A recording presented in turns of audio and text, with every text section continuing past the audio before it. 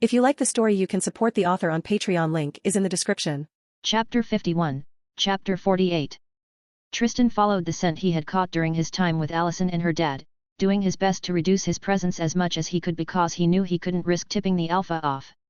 The scent was somehow different from the foul stench he'd bore the full brunt of the previous night, but there was just no mistaking that sizzling rage underneath. He could feel the scent getting thicker from one of the patient's rooms, and the claws on his left hand slowly extended as he neared the door. "What are you doing there?" He turned around and saw a nurse coming towards him, but he felt something was weird about her. Her heartbeat was slightly erratic and her emotions were just all over the place. Fear? Panic? Irritation? It was a deluge of differently mismatched deep emotions a person could feel, but not one that was surface in this type of setting. Visiting hours are not for a few hours, and only family members are allowed, she said, but Tristan wasn't in any mind to listen to what she was saying as he contemplated knocking out the suspicious nurse, but dropped the idea in the end. Sorry. Must have lost my way. He turned around and left, heading back to Malia's ward. Whoever was in that ward was the Alpha, he was sure of that. "You're getting discharged, Malia," he said as soon as he stepped inside the room, making the pretending Malia look up in confusion. "Any reason for the abrupt decision?" she asked, not against the idea as the bed here was super uncomfortable. "The Alpha. He's here. In this hospital," he said. "What? How do you know that?" She immediately jumped out of the bed, no longer keeping up pretenses since they were already living. "I still remember his smell. There's no way I could forget something like that." He explained how he picked up the scent and also his suspicions of the nurse that interrupted him. "So? What are we going to do with this piece of information?" she asked as they left the premises of the hospital to where their car was parked. "Either tell Satomi or go at it alone," he said. "But Satomi is not the only one seeking revenge. I'm just every bit as pissed off as she is, and even more." Tristan drove off after taking a last look at the hospital. Tristan thought about how he could draw the Alpha out of the hospital, but he didn't have a solution for when the beast came out. He also needed to figure out the identity of the Alpha, but even if he could do that, dealing with the Alpha was not in his capabilities. It would be different if he let Satomi know, but he wanted that man to die by his hands so much so that he didn't tell Satomi, who was furious that her child was attacked by a young Alpha, her words exactly. He also didn't want her to react all that much since it'll no doubt drag the entire pack into it, and that would account for unnecessary casualties. Under all these reasons, he also wanted to have another drink of the Alpha's blood. He had never been interested in Satomi's blood, and she also was the only one that didn't offer their blood when he was young. Either she knew the effects it would have on him, or that she didn't know and was preventing any unforeseen circumstances. Even now he felt more stronger than he felt 24 hours ago, which meant that there was something in the Alpha's blood that strengthened him more than anything had ever done. "Tristan, there you are." His head snapped towards the undeniable voice of Lydia, who was making her way towards their house. "What are you doing here?" he asked her with a frown on his face, as there was no reason why she'd come to his house in the first place. "Well, you and Malia didn't show up for school today, and then I heard she was attacked by some animal," Lydia recounted as if she was reading a grocery list. "Thank you for the thought, but you could have just called. No need to come this far away just for a well-wishing visit." "Well, what am I supposed to do?" Lydia shouted while Tristan deadpanned. "And I'm supposed to care why you're shouting?" Tristan asked. "Well, yes. Jackson broke up with me, so of course the door slammed shut in her face, stunning her." "Who's that?" "No one. At least of importance." Lydia as a girl was too entitled to herself that it just irritated Tristan sometimes when he listened to her whine. The only times you could get something out of her mouth that was genuine and smart were so few that Tristan had only seen it twice. And why should he disturb himself and his agitated mind by listening to her ear-grating jargons? Allison Argent POV. That wasn't a wolf, or a mountain lion. Not it wasn't. She had scoured her entire memory and not a single recollection of such an animal came to mind. She looked at her dad, who hadn't said a word throughout their drive home even as they entered their house. "Are you seriously not going to say anything?" Kate hadn't been exactly sneaky when around Allison, always dropping clues like breadcrumbs for the girl to follow, eventually leading her to the cheese. Malia almost died. Her frustrations took a hold of her voice and she shouted at her dad, who didn't look offended in any way at her rude behavior, irking her even more.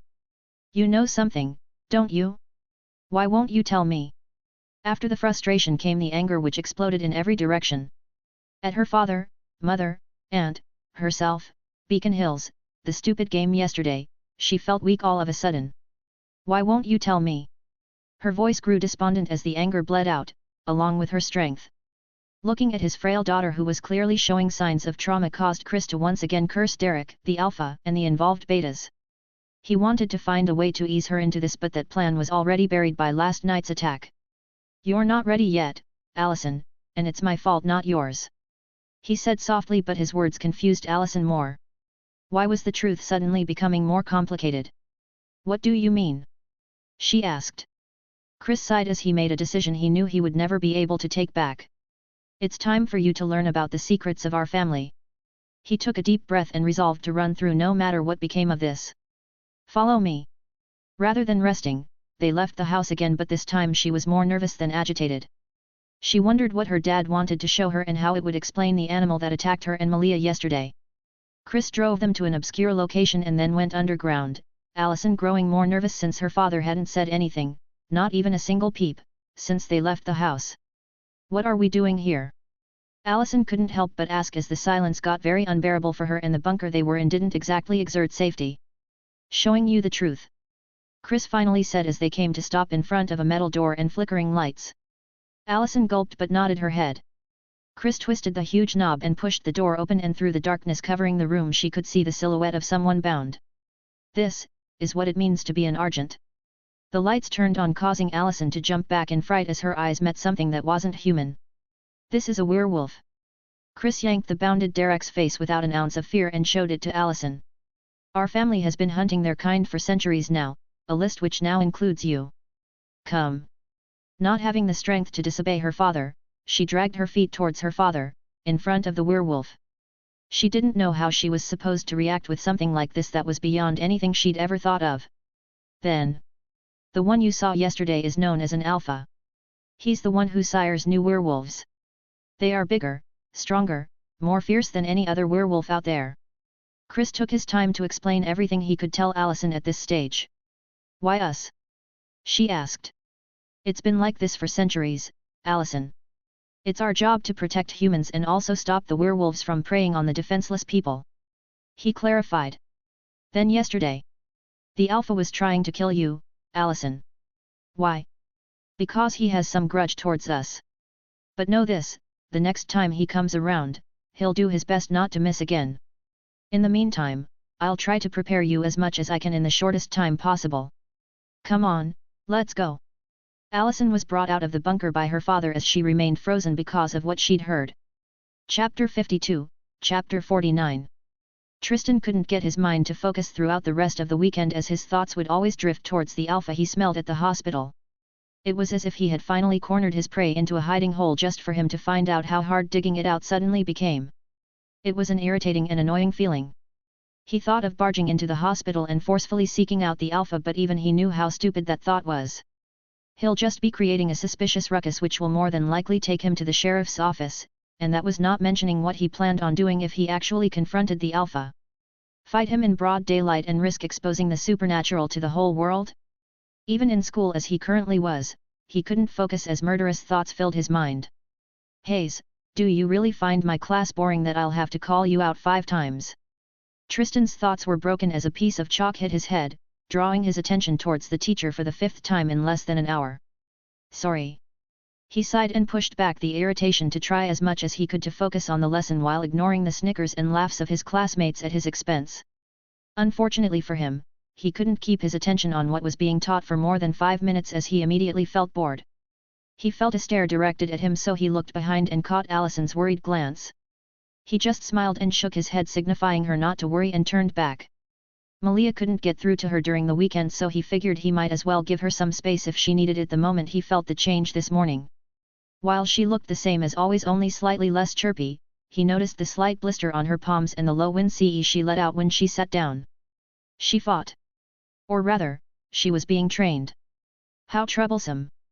No matter how he looked at it, it wouldn't much longer before she finds out the truth about the both of them.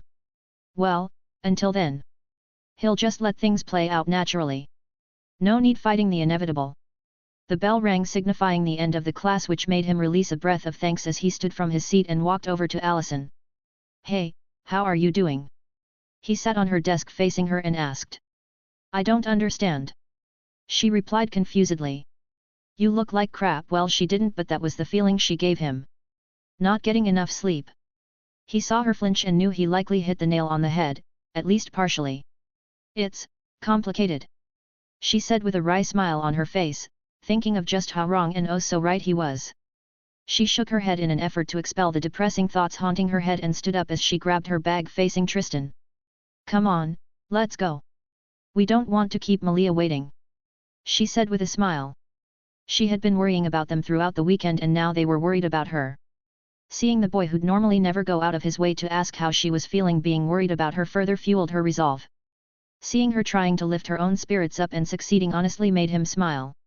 Regardless of their differences, he'd gladly call her his friend until he can no longer. Before any of them could say another word, the door to the classroom opened with a slightly annoyed Malia looking at them with a dry expression. "While I wholeheartedly enjoy the atmosphere you both have going on, can you please not make me wait on you guys, especially when I am hungry?" She directed a stare at the both of them as she stood at the door with both hands on her hips. Allison blushed in embarrassment at Malia's words while Tristan just shrugged. "Now that you said that, I also feel a bit hungry," he said as they left the class. Fortunately for his mental health, Coach didn't give him that much of an hassle when Tristan explained that the reason for his absence for the game was due to Malia being attacked and hospitalized. That was the only good thing that came out of the attack as far as Tristan was concerned. On getting to the cafeteria, a lot of stairs was labeled on the trip since news of Malia being attacked had spread throughout the whole school. Even without the attention, their group was always eye-catching wherever they went due to how they looked. Allison was just hands down cute with a little city girl spice to capture the attention of boys everywhere she went. Malia on the other hand had that bold girl vibe that coupled with her beautiful looks and no-nonsense attitude were a killer combination that evoked the most primal emotions anyone who fantasized about her. Was there a need for speak out about Tristan's look? His looks alone was a weakness to both young and older women. "Oh God, I forgot how frustrating this was," Allison complained under her breath as she could practically feel the judging and gossiping stares as they sat down. "Yeah, it's getting irritating. Just forget about them," Tristan pleaded as he held Malia's hand to prevent her from making a scene and heaping more attention on them. "Let's just eat and leave." They made light conversations as they ate, completely forgetting the stares that started dying down after a while. None of them said anything about the attack in consideration about the others, so their talks mostly revolved around their time in school. While they were talking, Tristan couldn't help but remember something he heard a while back when eavesdropping on a particular duo's conversation when Scott had mentioned about his mother working overtime at the hospital. Since he had lacrosse practice that evening, he figured he could just tell the oblivious cub that the alpha everyone's been looking for was in the hospital and have him draw the alpha out. He wouldn't lie and say the thought of killing Scott didn't occur to him when he thought of ways of weakening the alpha, but he decided against it as that was a very crude and barbaric method and he wasn't sure how that would affect the alpha, if it even would in the first place. "Hey, what's been up with him lately?" Allison asked in a hushed whisper, seeing as Tristan was just staring at him food. Malia paused and asked with confusion. "What do you mean?" Allison pointed at Tristan, who was clearly lost on them, and replied. "Because he's been spacing out like that the entire whole day." Malia sighed inwardly, knowing exactly what thought process his mind was treading on. It wasn't like she could just tell him to forget about it, since it's already been established that he wouldn't listen and they couldn't tell anybody else because then Satomi would know. "Well, he's been like that for most of the weekend. Just leave him, he's probably overthinking something simple." Malia tried waving off the petite girl's concern, but Allison wasn't buying it, at least not completely.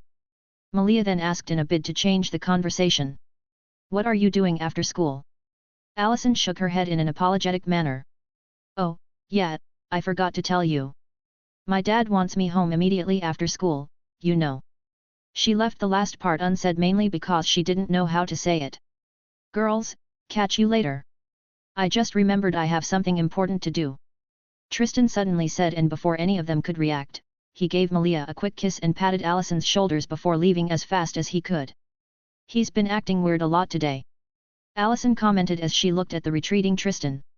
Tristan walked in on Jackson and Scott having a tense face-off in an isolated part of the boys' locker room, and if he didn't know any better, he'd say that Scott was just an edge off of pouncing on an oblivious Jackson who was looking too smug for his own good. Scott's face devolved from a pissed-off expression to one of panic as soon as he saw Tristan, which surprised Jackson for a second before his lips went up in a full-blown grin as realization dawned on him. Ho ho ho, this is so fucking hilarious. Tristan looked at the laughing Jackson but just ignored the boy and turned to the person he was looking for. McCall, I need you to do something for me. His tone was as bland as it could be that Scott didn't know if he was asking for help or directly ordering him, but the weird feeling that surrounded Tristan, which had grown exponentially for some unknown reason, made him unable to refute. What is it? Hey, I'm talking to you, Hayes. Jackson stepped in between Scott and Tristan, and if he had turned his head backwards, he would have caught sight of Scott shivering as the entire room fell dead cold. Chapter 53, Chapter 50. The entire room fell dead cold as Jackson stood in front of Tristan, which actually surprised the latter because he knew that he had never been at odds with the Lacrosse co-captain. He looked blankly at him and said, "Will you move?" Jackson snorted at the question and looked derisively at Tristan. "Or what? You gonna scare me away with your claws?" He laughed at the surprised look on Tristan's face, mistaking it for a surprise shock. Meanwhile, Tristan wondered where the boy was going with this. "Yeah, that's right. I know you and McCall's little secret. And here's the thing, get me what I want and I won't tell everyone in school about your little animal secret," Jackson threatened. His thoughts were simple: if McCall couldn't get him what he wanted as soon as possible, then he'd just get Tristan to do it, since the latter was so generous to show himself at this time. Tristan's face changed as he heard Jackson's threat and smelt the stomach-aching stench of greed coming from him. He looked at Scott, who unconsciously shrunk back, and then back at Jackson, who was still looking at him and waiting for whatever he wanted to say. Before any of them could react, his hands went to Jackson's neck as he lifted the Lacrosse co-captain and slammed him against the lockers as his hand tightened against the neck in his grasp. Jackson's face went red at his lack of air as he asphyxiated to Tristan's strong grip. It might be his own imagination, but he felt the hand growing tighter with every passing second. Scott was alarmed at how everything escalated and rushed to stop Tristan by holding his hand in a strong grip and exerting force against it so that Tristan would leave Jackson, but it felt as if he was trying to bend reinforced steel. Jackson tried to scream, but the only sound that left his mouth was muffled gurgles as he started feeling the tension in his bones, which made his heart beat wild in panic. Tristan looked calmly in his eyes as if he wasn't trying to kill him and said, "Don't piss me off. This will be your last warning." He flung Jackson to the side as if he was flinging trash and then stared at Scott, completely disregarding the furiously gasping Jackson off to the side. "I need you to do something," he said again, and this time Scott finally realized something appalling about the boy in front of him called Tristan. He had listened to Tristan's heartbeat throughout the entire thing, and that was how he knew that if not for the fact that they were in school, then it was very likely that he indeed would have killed Jackson. His expression had been neutral and composed from the beginning to the end, and it was only when Jackson's heart had been strained to the limit did he let him go. And his heartbeat never went higher than its normal octave. "Is that all you're going to say? You almost killed him." Scott ended up shouting at his nonchalance, but only ended up getting frustrated as the only thing he got in reply was an eye roll. The two of them fell into a staring contest with a wheezing Jackson in the background as the air in the locker room turned thick with tension. "I need you to do something for me," Tristan said again. Scott took a few seconds to think of what sort of thing Tristan wanted from him, but couldn't come up with anything sensible, other than helping him kill someone, that is, but he knew he was going to refuse any such requests, no questions asked. "What do you want?" he finally asked. Tristan was about to speak, but a violent cough interrupted him, making him turn to Jackson, who seemed to have finally gotten his breaths in order. "Can you get out?" His request sounded polite, but it was anything but, given the low growl that edged his words. Not wanting to be told twice, Jackson bolted out of the locker room. The earlier bravado he had against Scott was nowhere to be seen after he was almost killed in one of the most painful ways to die. "I need you to check your mum's workplace." "The hospital? Why?" "Because the Alpha is there. I caught his scent in one of the rooms at the other end of the building." Scott stilled as he heard what Tristan was saying. A slew of emotions went through his body at the implications of this information. He could finally confront the Alpha, but that meant he was more likely to fight him. And the fact that the Alpha was in the hospital meant that his mom was in the range of danger if a fight were to break out. He couldn't help but stutter as he asked, "What of Derek? Does he know yet?" "Derek's been captured." And he dropped another bomb that made Scott stumble. "Derek? Captured? When?" Not caring about the emotional turmoil he had put Scott in, he described the room where the Alpha was kept before leaving Scott to his own. He knew there was no way he could kill the Alpha with just him and Scott. Instead, the Alpha might end up killing them both because of Scott. He and Malia might be able to hold down the Alpha, but the ugly part of that scenario was that Malia won't be able to keep up with the Alpha's attack. Not to mention that the Alpha could suppress her to a degree. Whether he liked it or not, his best bet was Derek. He's fought with the man twice and he knew that without his speed giving him an edge, Derek could more than definitely fight against him and Malia and hold his own quite well. But that would mean looking for Derek, and spoilers, he didn't know where the Argents had him chained up. Hayes. Get your ass up the field before I come there and get it for you. Yes, coach. He'd think about how to break Derek out after he finds out where the grumpy wolf was being stashed. On the field, Tristan was swapped in after spending a few minutes on the bench due to him missing game night. If not for the special circumstances surrounding his absence, coach would have had him on the bench for the next few days. Hayes, get in there. But there was just no way he could bear to keep the boy on the sidelines for long. His dream of having McCall, Jackson, and Hayes wreaking unwarranted destruction against their opponents wouldn't be accomplished with one of them rotting away on the bench like the rest of the extras. Like Greenberg. Tristan jogged into the field and took his position, and by a freak stroke of coincidence he just had to be on the team opposing Scott and Jackson's. Jackson spooked as he came face to face with Tristan in the middle of the field for the pass. Just being near Tristan made him remember what he felt like a few minutes ago, and the phantom feeling of having this throat squeezed plagued his mind. Coach blew the whistle for the kickoff, but Jackson stayed in the same place, frozen, while Tristan kicked off with the ball. Tristan's mind was the farthest thing from the trauma that Jackson was feeling, at the same as he was focused on the game. Making a pass to Danny, Jackson's gay best friend, the two of them weaved through the defense as Danny was one of the team's best players while setting the rhythm for a 1-2 pass style. Goal. Danny scored with an assist from Tristan, which made the entire field buzz up in cheers. Meanwhile, Jackson was still frozen in the same spot since the match started. Jackson! Jackson! His attention was roused back to the game by the irate sound of Coach's furious whistling. What the hell are you doing, Jackson? Hey! He crouched down and brought his face to Jackson's. Nothing, Coach. Jackson was sweating all over his entire body as his heart danced a frantic tempo due to the panic attack he just had due to being in close proximity with Tristan. Then get moving. Get your funk together. Coach said before walking away. From the top, people. For Tristan, he was just warming up as he felt pretty exertive today. He could see Malia and Allison in the stands, so he waved at them, and far off to the other side of the field he spotted Boyd being inconspicuous, which was kinda hard for a black boy with an impressive physique like him. In fact, Boyd was one, if not the most, muscly stacked boy in school. He gestured, tipping off his hat to the boy, who laughed and tipped back before focusing on the game. He didn't know why, but ever since his last tangle with the Alpha, everything looked brighter and more clearer. He couldn't help but find himself expecting of what was to come. Chapter 54, Chapter 51. Lacrosse took quite a bit of his time every day, but he was able to cope with the loss due to having nothing noteworthy to do at home every day. Lazing around D or the rare hanging out with Boyd was all he had to do in his downtime. Having told Scott what to do, his plan was to find out where Derek was being held, but he knew that that would prove a much harder task to accomplish. Yes, he remembered Derek's scent, but that wasn't everything. The scent must have long disappeared, blown away by the wind, from whatever route they passed, and not to mention the hunters probably had a way of hiding their tracks. Whatever the reason was, he knew they had to start from the very beginning. So, how do we do this? They both stayed behind in school after Kate picked Allison up, wanting to brainstorm ways to find Derek. If I knew that, we wouldn't be here, would we? His reply was as sarcastic as it could be, because they knew they had no clues where to start from. Malia rolled her eyes at his rebuttal but didn't say anything against it, instead wanted to know what he thought about Allison being a hunter. Seriously, Malia?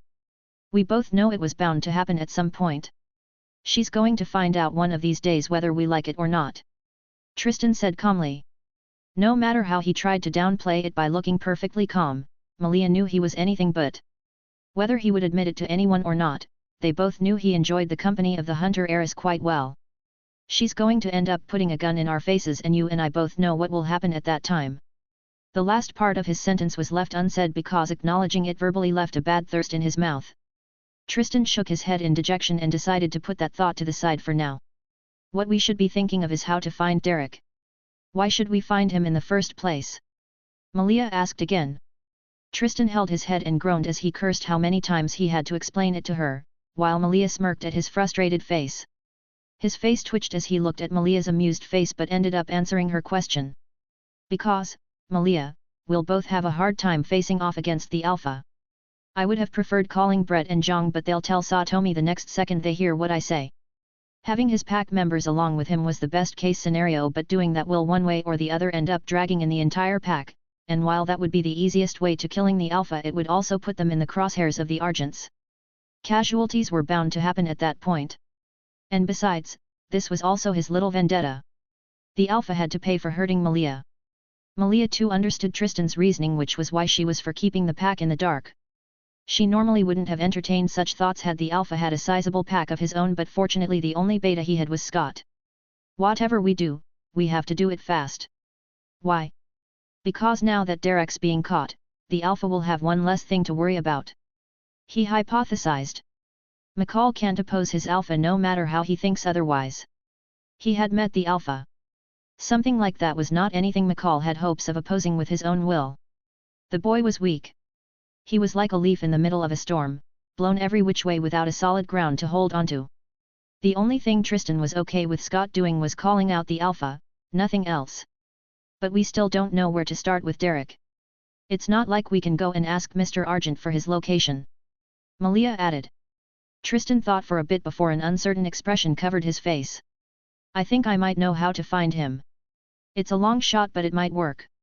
Malia asked impatiently. Well, what is it? He chuckled at her antics, but he answered nonetheless. Maybe I can sense his hatred. Hatred? Tristan then nodded and explained. Yeah. You might not have realized it, but dude's got some hatred all right. It's almost as suffocating as the Alpha's, but it's just that he doesn't act on it. I'm sure being captured by the very people who killed his family is sure to set him off in some way. Malia looked unsure as she looked at Tristan in a way that he couldn't put his fingers on. So, you can track him by his hatred. He shrugged at her skepticism, since he wasn't even sure he could do something like that. The most he's ever done was track a prey by the intense emotions they were exuding at that point in time. He's never tried tracking something by their emotions after days have gone by, since that smell would have gone with them. He'd have to go to where Derek was caught and start from there to see if he could pick up any lingering feelings. He'd be able to get his blood scent very easily, and with Malia at his side, tracking him from there shouldn't be as impossible as it might seem.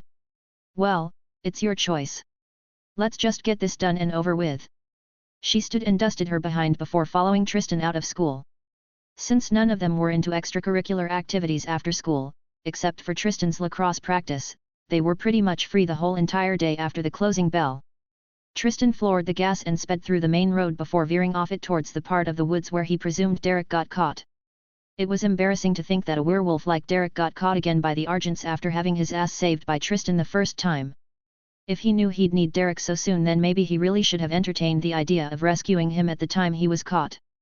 They stopped before a clearing since the car couldn't go any further and got out. Can you smell anything? Malia closed her eyes in concentration and sniffed the air for a few minutes before her nose twitched when she faced a particular direction. There. I think I got something. Following Malia's lead, they both ventured a bit deeper into the woods as Malia tracked the origin of the scent she picked up earlier. As they went deeper, Tristan started picking up the faint smell of blood, which they followed until they came across the spot where it was concentrated. Yup. It's Derek's all right. Tristan said as he got a full whiff of the decaying metallic scent that just tantalized his nostrils. Malia looked around in confusion, then finally at Tristan before asking. We've gotten his scent. How are you going to find him through his emotions with that? Tristan knelt down and ran his hand through the place where he could feel Derek's dried blood on. You know, Satomi always used to go on and on about spirituality and whatnot, and I've actually been meditating on it these past few days until I recently came up with that idea. So what? You're going to spiritual mojo your way into this one? She asked genuinely, despite the sarcastic undertone her voice may have had. She was a war coyote with a connection to lunar celestial bodies. Being sarcastic about spirituality was not something she would do in a setting like this. A full grin suddenly appeared on Tristan's face as he caught something within the stench of blood, a familiar fleeting yet heavy and musky smell. He closed his eyes and focused on the smell covered in blood as he tried to clearly differentiate it from the other things in the atmosphere that his nose could perceive. The area around his eyes darkened as the veins around his sockets became poisonous black, that it was clearly visible to whoever was looking. His blue eyes shone as his eyelids opened with a brighter intensity than what Malia knew, and that was when it dawned on her that he had changed. Something about the fight with the Alpha changed him. I've got it. Let's go. No words needed to be said as they both left in a blur, this time with Malia following Tristan's lead. In a dungeon basement underneath the Hale house. Derek looked wearily at Chris, who had been torturing him for days, and all he wished for at this moment was to sink his fangs in the throat of the hunter in front of him. Glare at me all you want, but it's not going to change anything for you. I'd think of what to tell me to get me to stop what I'm about to do to you. Chris said in a bored tone as he continued looking over a pile of weapons and other torture devices that he wanted to try next on Derek. The room they were in had Derek strapped to a metallic frame with iron net, all bloodied from the tortures he'd received from Chris and Kate for the past 2 days. The entire room stank of blood, but none of the occupants in it cared about that. From barbed mace to spiked metal gloves. From electrocution to burning. Were it not for his regeneration abilities, Derek wouldn't have survived the first night, and the fact that he survived everything thrown his way was a testament to his iron will and thirst for vendetta. Chapter 55, Chapter 52. There are 2 other betas apart from you. I want to know who they are. Derek screamed in agony as Chris plunged a heated plier into a healing wound and ripped it open afresh. Chris continued wriggling the plier into his body for a few moments before he pulled it out. Just answer my question and all, this will stop. You'd be saving us both a lot of time. He didn't look a bit fazed seeing Derek's almost dead countenance. The man in question looked like a ghost as compared to how he looked just a few days ago. His complexion was very pale owing to the constant loss of blood he had suffered at the hands of 2 pissed-off Argents. His eye sockets looked like 2 sunken holes with how black and dried out they were after being on the receiving end of daily tortures followed by his screams of agony. Derek finally managed to get back a little tone in his voice and croaked out. I don't know who the betas are. Saying just those words drained all energy from his body, and the fact that he was yet to drink a cup of water since his capture added to current fatigued state. Chris scoffed upon hearing Derek's words. I don't even need to look at you and know that you are lying. Even if you won't pity me or my family, not that we'd ever need it, at least pity yourself and stave off any further suffering. Chris' eyes twitched as he saw a lot of weapons and torture equipments all bloodied and cast to the side, courtesy of his sister Kate. Well, fortunately for you, unlike you, I don't have all the free time in the world. So I'll genuinely advise you to use this time to come to a decision that will determine your permanent future. Chris left Derek to his own thoughts and left the underground dungeon. He looked at his watch and saw that Allison ought to be home at this time, as he also needed to oversee her training. As much as he trusted Kate like the tree trusts an axe, he wasn't going to let Kate fill his little angel's head with whatever psychotic behavior she seemed to have picked up somewhere. As for Derek, if he still refuses to comply going forward, then he's outlived his use. Malia POV. I followed Tristan as he led the way toward where he believed Derek was being held. We're going in the direction of the old Hale house. I informed him, causing him to stop as a pensive look came upon his still stoic face. Sometimes I wonder how people can actually say it's difficult to get a read on him. For someone who practically wears his heart on his sleeves and bears his emotions for all to see, it's still a puzzle to me that people will still then tell him to express himself more. I can read him like a book without even trying most times, and despite the silent attitude and the default rock-solid face he shows to strangers, Tristan was a pretty feeling individual. Well, most times at least. He turned and gave me an advisive caution. Keep your eyes sharp and your senses wide, Malia. Already doing so. It doesn't need to say that Derek could very well be used as a bait to draw other supernaturals. Similarly, anyone who comes in an effort to rescue him would be bagged and tagged. As we inched ever so closer to the house, I could help but ask. What are we going to do if we come across Chris and Kate? I could see that something about Kate violently ticked Tristan off, but no one knew what it was. So obviously I wanted to know if he'll lose it in that point and take out all his frustration on her. And like I expected, we'll still move according to Derek's state. If he's in any way to help us, then we proceed irrespective of who we come across. He said. The Argents will find out about us sooner or later, and while this might implicate Satomi, it's way better than her finding out early on. I groaned at those words and involuntarily frowned at what they meant. While I'm beyond thrilled at the prospect of the both of us going against an alpha, the fact that Tristan became tunnel-visioned to this was not cute in any way. This wasn't the first time something like this happened, so I knew that none of this was going to end until he satiated his thirst. This was also why he didn't want too many people around. At least one of the reasons why. I can't sense any in the vicinity. Let's go. We both broke into a sprint and closed a fair amount of distance until Tristan made us stop again. I can smell blood, and a lot of hate. He sniffed the air for a few seconds. It's coming from somewhere underground and it's fresh. Derek's definitely here. If before I was skeptical, then now I'm definitely sure that Allison's dad does some kind of illegal trade. What sort of hunter will hide his prey in its own home? Finding Derek after that was easy, as Tristan and I just had to follow the smell of blood and came across a gate that led underground. I caught a familiar scent which immediately clarified everything. Chris was here, and he doesn't smell so good. He was mixed with Derek's smell as if he bathed with his blood. We followed the tunnel with the smell of blood getting heavier as we got closer, until we came across the room Derek was kept in. Tristan POV. What the hell are both of you doing here? Derek asked as we helped him out of the binding he was strapped to. We'll answer that once we get moving. I don't know how long they will be out. We left the old house and ran for a bit before Derek stopped and looked at both of us with small suspicion and a large amount of confusion. Why risk your own safety to rescue me? You know this could end very badly for you guys, right? Without wasting any more time, I got straight to the point. We need your help with killing the Alpha. He looked at both of us, more specifically at me, and his eyes turned cold. He didn't ask why I still wanted to kill the Alpha because Derek, out of everybody else, understood just how close Malia was to dying that night. The Alpha definitely wasn't playing G around that night. And how are we supposed to do that? Because I know where the Alpha is. He stilled at those words and his shock multiplied by the words that came out of my mouth next. And very soon, I'll know who he really is. Derek looked at me, trying to ascertain the truth behind my words. How? Let's move out of here first. Hunters will soon know you are missing. I had no choice but to take Derek to our house since he had nowhere to do that wasn't under constant surveillance, and our house was easily the safest place he could be that wasn't in the scope of the Argents. I went straight to the kitchen to whip up something for the famished werewolf to eat, not out of politeness but how we were raised. Giving was an essential core of Buddhist practices, and the caretaker in me just couldn't stand and continue watching Derek standing on nothing else but his will. I think there are some burgers in the fridge, and some leftover lasagna. How did you find out about the Alpha? Derek asked after coming out of the bath for a thorough wash. The smell of blood that he was practically wearing like a cloak around his body was very distracting for me despite my tolerance.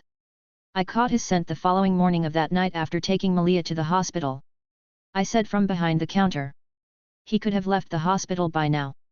I shook my head at his notion. He's in the hospital's special ward. Kind of surprising, but I know what I smelt. I doubt he's left the hospital by now. That seemed to have caught Derek's attention as I could smell the suspicion rolling off of him in waves. You said the special ward? He asked, to which I nodded as I set the table. Do you remember the room number? To that I practically stopped as a memory of my conversation with Elias at the starting of the school year came back to mind. Elias had told me about the other known survivor of the Hale fire, but he was comatose and hospitalized in Beacon Hills Memorial. My uncle. Peter Hale. The half-dead man. The room fell silent, and the next second I was already at the door blocking Derek from leaving. Get out of my way, Tristan. Not unless you eat first. You can't fight any good on an empty stomach. Have something to eat first and then we'll talk about how we are killing your uncle. Despite whatever complicated feelings he might have, vampires aren't known to be very forgiving. That's werewolves. Regardless of whatever decision he came to from meeting his uncle, that still won't change the fact that I'm still killing him. He grunted in a way that would have been threatening if he had done it to anybody other than me. So, you guys are down with your little squabble, because I'm hungry as fuck. And Malia just destroyed the heavy atmosphere with the most casual reason anyone's ever made. Chapter 56, Chapter 53. Scott just confirmed that your uncle is still in the hospital. Tristan said after getting off the phone with the young beta. The expression on Derek's face was not one of amusement but of pure malice, hatred, and confusion. Derek looked at Tristan and Malia, a little bit uncomfortable, and how are we going to draw him out of the hospital? Malia looked at Tristan, who did the same before the both of them shrugged in negative admittance. Derek looked at them as if they were joking, but seeing the honest expressions on their faces, he was forced to stop himself from lashing out. Hey, we broke you out of your torture chamber. The least you could do is think up something to show your value. Malia retorted after seeing his expression. Value? Derek asked, astounded. Well, yet. You don't expect us to free you and deliver the Alpha to you on a golden pedestal, do you? Malia asked sarcastically. Derek was taken aback in realization that the two teens before him were nothing like Scott and Stiles, who could pressure into submission. Just like him, they both were fierce killers. You're right, he admitted. I haven't talked to Peter for so long, so I don't know what went through his head, he said. But that doesn't matter, does it? He killed family for power, that's unforgivable. Oh right, Tristan wasn't hearing it. He knew what Derek was subconsciously trying to do. He was unknowingly trying to validate Peter's actions based on his former relationship with the man. Derek fell silent and thought of how to draw his uncle out of the hospital, but couldn't think of anything that wouldn't draw attention. I don't think we can draw him out quietly without drawing the attention of the hunters. Any commotion in the hospital will be quickly reported to the sheriff's office, and they have people in the force. Then that means burst in and burst out? Malia asked. But Derek shook his head. We can't risk it unless we have no other choice. At that point, Tristan suddenly gave a suggestion. How about we have Scott draw him out like before? The other two people in the room frowned as the memories of that night played in their heads in different perspectives. How is that any different than announcing what we are doing from the hunters? Derek asked confusedly. Maybe we don't need to do it that secretly. It doesn't matter as long as we get to him first. Tristan reasoned. If the Alpha left the hospital on his own, then that was okay, but everybody involved with the Alpha was impatient about when next he was going to show up, which was why Tristan wanted to get to him, since he was the first one who had gotten the slip up about who the Alpha truly was and where he was at. You mean we have to kill him first before the others get to us? You realize we're talking about the Alpha, right? Derek looked speechlessly at Tristan, but the boy only gave him a so what look. The same Alpha that we both could barely fare against. Yes. Do you have any other capable person in mind? You could call Scott, Derek suggested, but the only reply he got was Tristan's silence and a deadpan. Tristan looked at him dryly and said, I said someone capable. While he didn't have anything against Scott McCall, the boy was not someone he could see himself coming to trust with a daunting task. Though the possibility of Derek betraying them was at 50%, he could trust the remaining 50% that Derek could potentially hold his own against the Alpha if the three of them attacked. Even if Scott could somehow reject his Alpha's call, he wasn't strong enough to fight him. He lacked something all three of them had: conviction. Simply put, he had no substantial reason why he was fighting against his Alpha. Something as flimsy as getting his normal life back, when he was no longer normal in a sense, wasn't going to cut it. And besides, if we include McCall, then he's no doubt going to become a burden. He can't fight for shit, and the most he's ever gotten was going rabid against the Alpha. So yeah, no thanks. Malia added.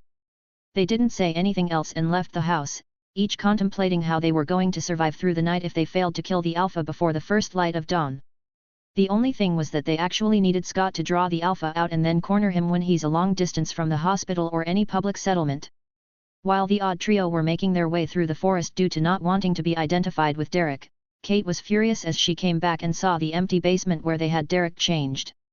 She was supposed to switch with Chris since it was his turn to train Allison today, but upon her arrival, she found the basement empty with proof of there being somebody helping Derek out of his bindings. Fuck! She exclaimed frustratingly. Chris is not going to like this one bit. Thankfully she was wise enough to inform him through a text rather than calling him. Everyone move out. Get your sorry asses out there. I want Derek's location and whoever helped him. Pronto. The Argent hunters immediately jumped into action and moved out in different directions, each in constant communication with one another as they called out routes and patrol logs every few minutes, forming a tight net as they went deeper in the preserve. Diego, Pasco, I want you two to keep an eye out on the hospital in the off chance that they took him. Unlikely, but at this point we're working on speculations. She ordered the remaining guys with her, but then remembered something. There was something else. Chris had an inkling of what it might be, but he didn't tell her anything, only said it was just wild speculations that wasn't true in any way, but that alone was cause for worry.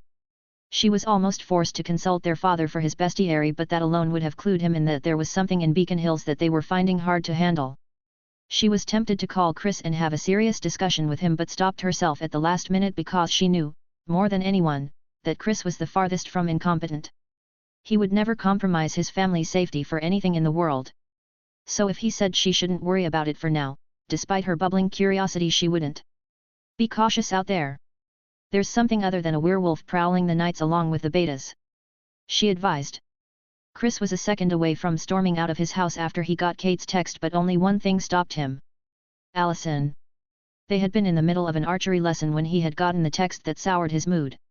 Instinctively, he knew something was wrong or something was about to go very wrong and he needed to be outside, but when he thought of Allison's safety, he hesitated. He still remembered the night when Allison and Malia were almost killed by the Alpha, and if not for the timely arrival of Derek, Malia would most likely be dead, but that wasn't all. That thing was also there. When they tried forming a perimeter around the Alpha only for him to escape again, they had later found out that it had killed 2 of their men, ripping one of their hearts out and snapping the neck of the other. The reason why Chris knew was that he had personally cased the environment where they died, and he found 2 sets of footprints near each other, one an animal's and the other a human. A human who could keep up with the blinding speed of an Alpha. It definitely wasn't Derek, so it could only be whatever that thing was. Dad, is something wrong? You've been looking stressed ever since you checked your phone. Allison's concerned voice brought him out of his contemplative reverie. It's... He thought of giving her his usual lie, but remembering that she was somewhat aware of what they do, he decided not to. Your aunt texted and said Derek escaped with the help of someone. Who? She asked curiously. Ever since she came to know of a whole new world behind the veil she had been ignorant of, she had been eager to learn everything she could just for her to no longer feel the fear she felt that night. Chris shook his head with a sigh. We don't know. It might not even be a werewolf. This time she was really surprised. If it's not a werewolf, then what is it? Chris smiled as he saw the burning curiosity in her still innocent eyes and almost felt sad with guilt. There are a lot of supernatural creatures out there, Allison. We sometimes come across accidents where we can't identify the guilty supernatural species unless we come face to face with it. All we know about this one is that it's fast, very fast, and also drinks a lot of blood. Allison tapped her lips in thought until something came to mind, so she asked. You mean like a vampire? But Chris shook his head, then explained. Vampires haven't been seen since forever, and if one was here in Beacon Hills, trust me, the situation would have been more dire and the body count just as many. Chapter 57, Chapter 54. Are vampires really as bad as the myths make them out to be? Allison asked as she followed her dad to the underground cellar under their house. Wait, so these weapons are actually for dealing with werewolves and other supernaturals and not for armed forces, right? Chris chuckled but didn't bother correcting her minor misunderstanding.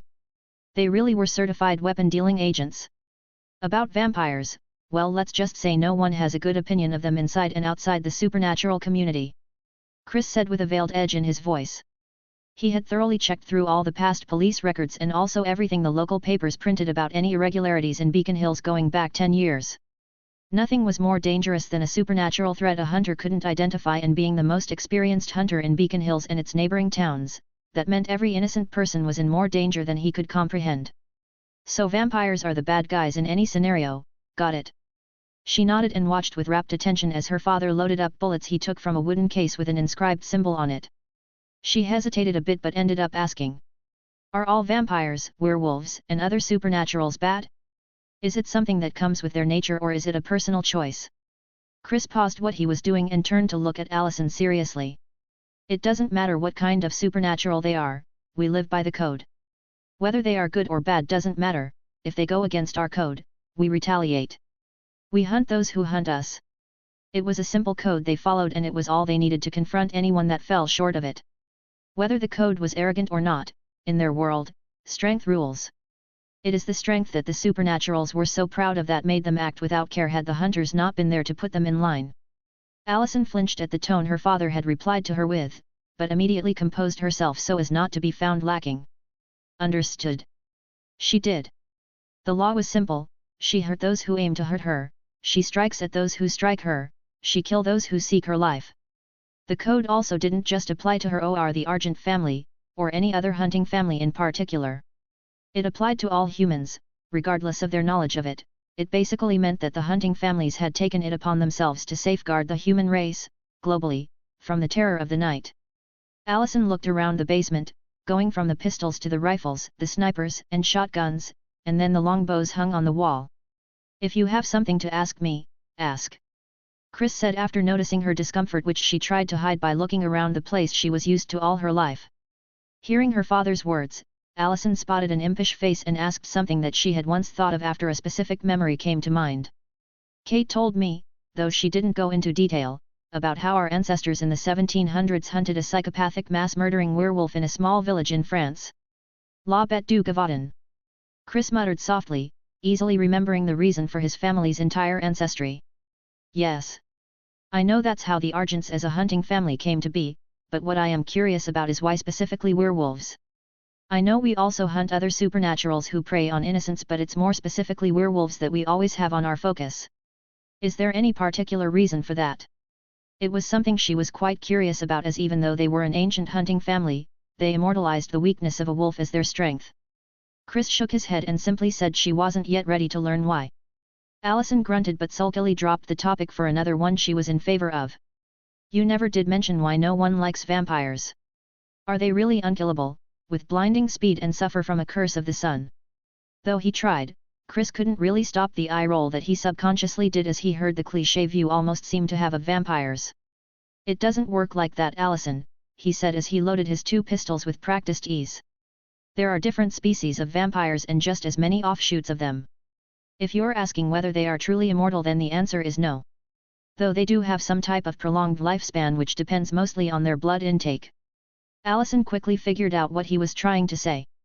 So since the number of drained victims in Beacon Hills are pretty negligible, that means it's very unlikely that it's a vampire, I mean. Chris nodded. Yes. But like I said, vampires are pretty much considered extinct. Because of their thirst for blood? Allison asked tentatively. Yes, but not the way you think. In a way, blood can be said to be the identity of any living being. It's a prime essential for life. He wasn't exactly comfortable with telling his daughter something that even some hunter patriarchs weren't even aware of. As far as he was concerned, vampires were better off dead, more so than werewolves ever had the right to be. They represented a greater threat than rabid dogs that the wolves were. Taking that, what can be considered the most important thing in any living being, the thrill of robbing someone's most prized treasure, it's a high that corrupts whatever was lacking in them even more. They are more wise, more tricky, more devious, more monstrous, and overall more dangerous than a single wolf. This is not a fairy tale, Allison. Vampires are probably the only species that other supernaturals prefer dead for the simple reason that they can prey on any living thing. A natural predator to every living being. Allison didn't know why, but she felt a primitive chill on her heart as she listened to her father's words, as if a nightmare she didn't want to sleep to finally became her reality, much to her confusion. At that very moment, she remembered her 2 friends and her heart grew heavy. Guess we've all been living a life of lies. No one knew what was going through Allison's head as she silently listened to Chris talk about the myths of mythical creatures. Your grandfather is the only person I know who's ever seen a vampire in the last 50-something years. It also puts into focus that no one really knows everything there is to know about a vampire, since they are recluse and solitary in nature. We only know basic rituals that act as weaknesses against them, such as washing silver in a very rare species of mistletoe. He finally packed all he needed to begin his hunt and left the cellar with Allison after reading Kate's latest update. Stay here. Your mom will be back soon and I'll call if anything changes. Chris said before driving away at full throttle. Stiles still in ski POV. What the hell do you mean by the Alpha is at the hospital? SHHH. Scott covered my mouth with his hands in panic, making me realize that we were still in public. Dragging him as I bent down, I whispered my question to him. How is he at the hospital? Tristan called. Wait, how did Tristan get your number? I asked curiously. Scott sighed in a way that let me know his next words would probably infuriate me. He got it from Derek. Dear. SHH. Right, keep the screaming down in public. So Tristan and Derek? For some reason I don't like our odds against them. I ended up voicing out my honest thoughts. Something about the two of them, along with Malia, working together just smelled like chaos cooking in a pot brew. It was like a prologue to disaster. Who said anything about odds, Stiles? Scott asked in exasperation. We are not up against anybody, least of all Derek and Tristan. I scoffed at his naivete. Yeah, keep thinking so. At this point it was like a writing on the wall. So how did you find out who the Alpha was? The blasted cub looked away, sheepishly scratching his head in anxiousness. Well, I went through the hospital's log through my mom's desktop. Getting to that point his face gained a serious look before he continued. The name of the patient in the room number Tristan gave me is Hale. Peter Hale. Hey. I don't know when Scott dragged me out of the open and pushed me into my jeep because the only thing I can remember is being stunned into silence at the reveal. Hey! Hale is the psycho murder-loving alpha? Thinking about it now, I can't say I'm that much surprised given what I know of Derek so far. It might be stereotypical of me, but I believe I reserve the right to be rightfully stereotypical when the fact that they are supernaturals gets put into the equation. So what do we do now? I asked. Nothing. He said and released a relief sigh. What do you mean nothing? Now it was his turn to look at me in confusion as if he could not understand why I was asking a simple question like that. I don't understand. What else do we have to do? Tristan said they'd take care of the alpha and I don't want to know what that means and I'm not too keen on finding out either. Scott clarified, but I wasn't having it. But you found the alpha. Technically, they found the alpha, not me. Since when has anyone ever agreed with technicalities, Scott? Come on, we're going. I didn't listen to anything he had to say as I started the jeep and began tracking Derek, since he'll lead us to wherever Peter, the alpha, will be. Chapter 58, Chapter 55. How sure are you that he's going to leave the hospital tonight? Derek asked Tristan, who just stood in the middle of the forest looking at a particular direction, the direction of Beacon Hills Memorial Hospital. Because even from here I can feel his rising bloodlust. He's up for another hunt. Tristan said and drew in a deep breath, reveling in the scent of pure unadulterated malice he was feeling from all over here. They had decided on making Scott call out the alpha like last time, but Tristan had suddenly said that there was no longer any need to, as he could feel the alpha's rising negative emotions as the day towards its end. Right now they were in the middle of the forest, waiting for the sky to completely darken and the alpha to come out for his hunt. They planned on pursuing the alpha as soon as he left the vicinity of the hospital so as not to waste more time on a useless chase. Malia was seated on the ground with legs crossed, clearing her mind and trying to get it to focus on the only task up ahead. Derek looked at the two of them, unlikely allies that he never thought he'd have upon coming back to Beacon Hills. You know there's a high chance of us dying before he does, right? Are you sure you want to do this? He refrained from asking whether it was worth it, as he knew that saying such would possibly anger Tristan. You know that this is the worst possible time to ask that, right? We're not dying, no matter what. Tristan said calmly. Derek remained silent, not commenting on his arrogant words, but asked something he was curious about. Why are you so dead set on killing the alpha? I can sense that it's because he attacked Malia, but is that the only reason? Tristan looked at Derek with narrowed eyes. What are you trying to say? Derek smirked at the interesting reaction he got, almost sure of his thoughts because of it. If the alpha is dead and gone, then Beacon Hills will return to how it used to be, which also means that it'll be that much harder for Allison to find out about the both of you. You don't want her to know, right? For Derek, he couldn't help but scoff at that idea, since he, more than anyone, knew just how sick the hunters were, even the ones that looked all too innocent like the girl they considered their friend. He hated the hunters with a burning passion, and couldn't help but look down on Tristan if the boy really was doing it for the Argent girl. Tristan on the other hand was silent as Derek's question came from the left side, taking him by surprise. When he thought over Derek's confrontational words, the answer was very clear to him. You're wrong. I'm not doing this for Allison. I will never put both mine and Malia's on the line for her. He said. If I had been late for a few seconds more, Malia would have been probably dead, and I want the alpha to pay for that. While it is undoubtedly beneficial to the both of us that remain unknown to the Argents, we don't believe we can hide that long. He exhaled a foggy breath of air due to the dropping temperatures as the night got progressively darker. She will draw her weapon against us sooner or later, it's something we know is inevitable, so we are prepared for it. So no, I'm not doing this for Allison. He clarified sternly. Derek dropped it. Whether or not he believed Tristan was another matter entirely, but nobody cared. Tristan was about to say something, but he paused and looked in the direction he had been looking at before. He's out. Let's get moving. At that moment, Malia opened her eyes and it flashed its ethereal blue for a few seconds before it receded and lost its glow. I'm ready. Peter Hale POV.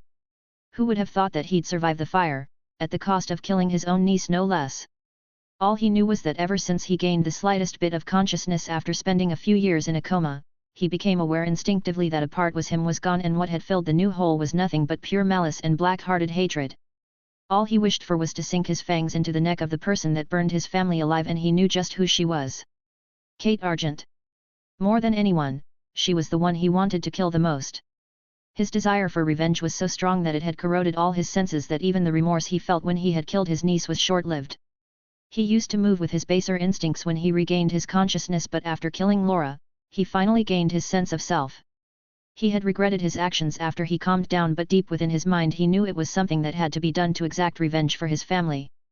Thanks to his nurse, the very one he killed a few minutes ago, he was able to draw the Argents back to Beacon Hills, and he was also pleasantly surprised when he saw that they brought their only daughter too.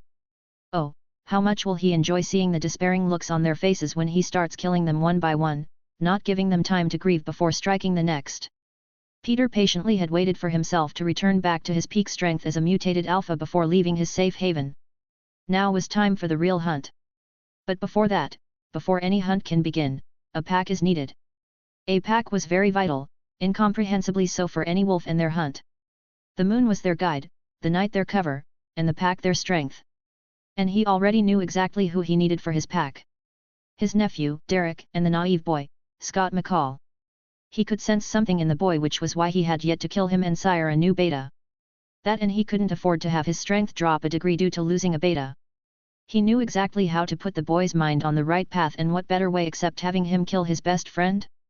As Peter ran through the woods in his morphed state, his mind fleetingly drifted towards the boy he had fought before Derek had joined in. That wasn't a wolf or any animalistic supernatural, and he definitely wasn't something that could be classified as a beta. He felt more. No, that was wrong. The boy started changing during the fight, and the change became exponentially apparent after he sunk his fangs into Peter's neck and drank his blood.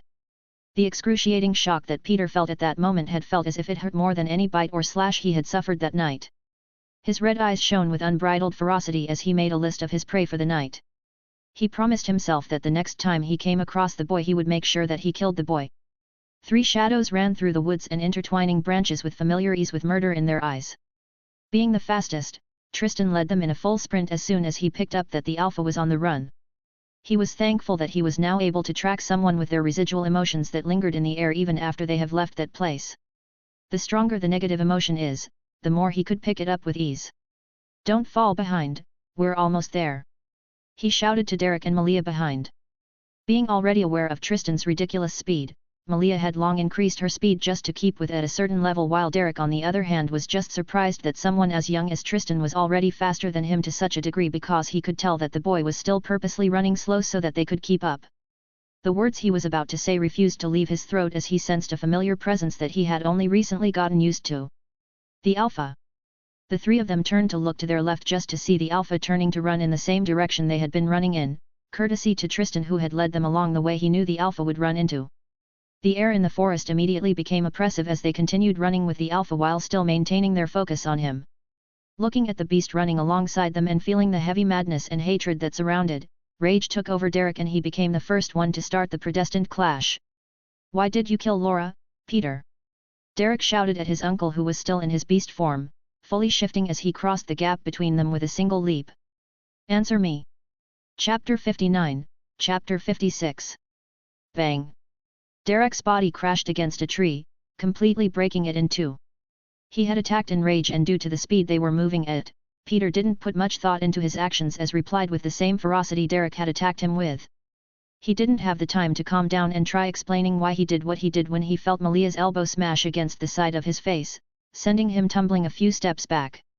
While trying to get his balance and focus back, Peter's instincts screamed at him to dodge, and he immediately jumped backwards to narrowly down the slash Tristan sent towards his throat. "You really decided to kill me, didn't you, Derek?" Peter snarled as he looked at his 3 attackers, each brimming with the intent to kill, which only got worse as seconds ticked by and the air became suffused in it. "Did you ask yourself that when you killed Laura? Did you think she was your niece when stole her alpha spark? Did it matter to you when the Argents cut her into 2 and left her in the woods like some kind of rotten animal in order to lure me back?" Despite telling himself that he was willing to hear out what Peter had to say in his defense for killing Laura, the moment he came face to face with him and confirmed his identity, all the frustrations and anger he had been bottling it in since the day he received news of his sister's death. He and Laura had been the only one to survive the fire, and she had taken care of him for the next 6 years that followed, always making sure he was protected, and helped him with the immense guilt he felt when he realized that he had a hand in his family's death. She was the only pillar in his life as the scarred and traumatized teenager he became after the fire, and the only reason she came was that she heard news about there being another Hale that survived, only for him to later find out that it wasn't even the hunters that caused her death but his favorite uncle and most trusted confidant when he was still a boy. You won't understand. I couldn't control my instincts, becoming nothing more than a mindless beast that craved power before I came to consciousness of what I'd done. Peter cried out with a heavy heart. Liar! Tristan sharply cut off the drivel Peter was spouting, much to the anger of the now bipedal alpha. His senses were working sharply in overdrive, and during the entire time Peter spoke, he didn't sense any form of genuine regret or true sadness from him. In case you have forgotten, we need to get this done with as soon as possible before the hunters get a whiff of what's happening here. His chilling blue eyes bore unflinchingly into that of Peter's red, and they stayed like that for a few seconds before Peter broke it with a derisive scoff. You want to kill me? Do you really think that the three of you are enough to put me permanently in the ground when even the hunters couldn't? Peter sneered with mockery dripping in his voice. Peter was sure that the three of them could do nothing to him. Unlike the last 2 times he's come across Derek, he was now fully healed and was experiencing a feeling of strength he has never experienced before. Tristan didn't answer Peter but addressed Derek, who was standing by his side, still not taking his eyes off the beast of an alpha in front of him. Have you made your choice, Derek? Family or rightful vendetta? Though he wasn't a werewolf, he grew up in a family of one, and just like werewolves, he cherished the concept of being in a pack, and he wouldn't hesitate to fight to the death for any of them because he was absolutely sure that they'd do the same for him. He was their brother and child after all. This was why he wanted to know Derek's decision. He wanted to know if Derek had a change of heart now that he was in front of his uncle, the one who murdered his sister and also his last family alive. Despite the heart-wrenching tension that sent all the animals in the vicinity running in panic for their life, the three of them stared at the alpha in front of them as they waited for Derek to make his choice. Peter tried convincing Derek to join him as he saw the tiny flickers of hesitation in the latter's eyes. I'm truly regretful for what I did to Laura, but even then I want you to join my pack. We can revive the Hale pack once again. You and me, just like it always has been. Derek was torn because on one hand he wanted to avenge his family, on the other he didn't want to lose his last family. But then his mind wandered towards the 2 teenagers with him and how they willingly allowed him to follow them despite knowing that there was a very big probability that he would betray them. Who did he want as the target of his anger and pain? Was it really Peter or the Argent? He looked at Peter and asked. If I join you, what will happen to both of them? How dare you? Malia was about to angrily shout at Derek, but Tristan had cut off her words the very next moment. Please Malia, let him make his own choice. Peter looked at Derek's unwavering eyes, thinking the melancholy he felt was a little amusing. If they are wise then I'll let them go, but if not, then we'll have to kill them. Though the question didn't mean much to him, he had used it to gauge Peter's reaction, and while Peter was truthful about letting them go, the way his blood lumped excitedly when he said he'd kill them gave Derek all the answers he needed. Talia Hale, his mother and Peter's elder sister, always said that despite the fact that they were predators, that didn't make them monsters. He finally understood that Peter wouldn't stop unless he killed everyone, not just Kate, but all the hunters affiliated with the Argents. Doing something like that would undoubtedly trigger a supernatural war. Seeing the resolve in Derek's eyes, Peter sighed in sadness and pity for his stupid nephew. What a shame, truly. We would have done so much more against the Alpha with you at my side. It's plainly obvious at this point, isn't it? All you do is talk of the Argents and revenge, and only once did you ever say you're sorry about killing my sister. Hearing Derek's words, Tristan released a sigh of relief, happy that he wouldn't have to resort to his second option in the event that Derek had chosen to fight against him by siding with Peter. Humph, you are lucky you did not suddenly become stupid, otherwise I would have gouged your eyes out. Malia harumphed. Their pupils contracted into black dots, leaving their eyes entirely blue as they focused each one of their senses on Peter and his growing presence, which filled them with instinctual dread. You think this is what Talia would want? Peter growled. My mother would rather die than let her brother kill her daughter. Derek retorted. Nothing needed to be said as they both had made their stance abundantly clear. Not wanting to entertain the farce any longer than its overdue time and overrated importance, the first person to bear the brunt of Peter's attack was Derek, who he reached in a split second despite the distance between them, and brought down his fist in a heavy punch that left Derek no choice but to cross his arms to mitigate the force behind them. Peter had more freedom in fighting as he was bipedal, like a bear, as opposed to his quadruped beast form. Something he used to his advantage as he faced off against a werewolf, a wercoyote, and a leech. Tristan attacked Peter, but the Alpha had been wary of his speed since the beginning and caught his arm mid-swing. He aimed to slice away at Tristan's tendons to render that arm unusable, possibly permanently, but Malia was one step faster. She kicked his ankles, which made him stagger and ultimately brought him down to his knees despite his murderous growls, and capitalizing on that opening, Tristan wrestled his arm out of Peter's weakened grip and sent his claws forward with a ferocity behind them that aimed to take away Peter's eyes, only for the latter to shift out of the way as his instincts dictated, and only suffered the unintended injury on the side of his face to his chin. Derek grabbed Malia by her collar and drew her back to narrowly escape the kick from Peter's long furry legs. He entered the fray once again, giving Tristan his much-needed breath of air as it was becoming harder to dodge Peter's rabid punches and slashes. Malia ran and used Tristan's back as a springboard and punched Peter, only for the jumped alpha to have Tristan dive him to the ground and immediately roll over to give space for Derek to bury his elbows straight in the middle of Peter's chest, causing him to scream in pain. Peter's scream came along with a burst of adrenaline that made the mind-numbing pain seem less important as he pushed Derek away and gained some distance away from them. Peter roared in rage. "You'd protect the Argents from me, Derek." Derek wiped off the blood on his lips as he stared at Peter. "I'll definitely get my revenge and repay them in kind, just as I will do with you." Derek growled back. Tristan and Malia rushed at Peter from both sides, each trying to inflict as many grave injuries as they could on him to slowly chip away at his strength. Chapter 60, Chapter 57. Ho-ho-ho-ho. The serene night of Beacon Hills was interrupted with the sharp howl of a raging Peter as he faced the assault of the three people before him. If before he was confident of facing all three and easily coming out victorious, then now the foundation of those thoughts have been severely shaken. He had been mistaken about the boy, and that had been a fatal oversight, something he realized all too late as the fight got more heated. But that wasn't the reason for his ever-rising rage. Oh no. The reason why he became increasingly angry was a fact that he came to realize as the fight progressively went on. They were fighting as a pack. The very notion of it caused Peter to grit his and his murderous intent soaring higher.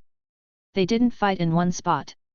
They pushed deeper into the forest, mostly caused by Peter as he tried to break the trifecta and the cage they had him in. Tristan was the one who spearheaded the charge as the only one who could keep up with the Alpha's speed, even surpassing it as the fight went on, so he kept the Alpha from running too far for the others to keep up. He was also responsible for the most wounds inflicted on the Alpha, which only served to further solidify his place as the first person on Peter's most wanted to kill list. While as the most experienced, Derek tried his best to hold Peter down as much as he could with Malia's help. Being Peter's nephew, he was naturally someone Peter had a deep grudge against due to his betrayal, so he suffered Peter's full attention for the brief period that Tristan was out of the picture. As for Malia, she didn't need to worry much about anything as the first two were doing a good job taking the whole of Peter's attention to themselves. All that was required of her, and a role she happily fulfilled, was depositing all of her suppressed frustrations on the beast in front of her. Peter was not having a good time on this cold, ill-fated night. Tristan's bloodshot eyes locked onto Peter as they both crashed to the ground. His body was riddled with bite and slash marks, and also one that divided his face with a brutal cosmetic, but none of that mattered to him as much as the image of Peter struggling to maintain his beast form. Grunting his teeth from the pain that was assaulting his body with every slight motion he made, he picked himself up and ran towards the writhing form of Peter and only pushed himself faster, seeing as how Malia had gotten there before him. Malia kicked the kneeling Peter on his face, causing him to stumble, and as he tried to push himself off the ground, Tristan got to him and used his head as a stepping stone to lift himself a bit up before driving the force of his momentum to bring Peter's head colliding against the ground for the second time. Argent! He screamed as he felt the tendons in his ankle sliced through, but his eyes shone even more dangerously. He gritted his teeth despite the pain and dived Peter, who was trying to get up. They rolled for a bit, ending up with Peter above him with one of his hands wide open to slash Tristan's throat open while the other one held the boy down with his greater strength. Before he could take Tristan's life, Derek caught his hands and put him in a headlock to strictly impede his movements while Malia pulled Tristan from under him. Seeing the opportunity once again to feed, Tristan wasted no time in latching to Peter's neck and driving his fangs deep into his arteries, drawing blood. "What are you doing?" Derek shouted as he saw Tristan drinking Peter's blood frantically instead of killing him, or at least rendering him unable to continue fighting. "He's weakening him," Malia added as she saw Peter's eyes flickering, his red eyes sometimes losing its bright shade. Derek watched the scene with a conflicted look as he could feel the strength in Peter's body declining at a steady rate. Feeling his life draining, Peter was scared of what this represented, and when he looked at the source of his creeping fear, he finally realized the reason he had such an instinctual for Tristan since the first time they met. "Why you? The vampire." The thought alone made Peter's blood run cold as he finally knew what Tristan was about to do, even though the boy was mostly oblivious.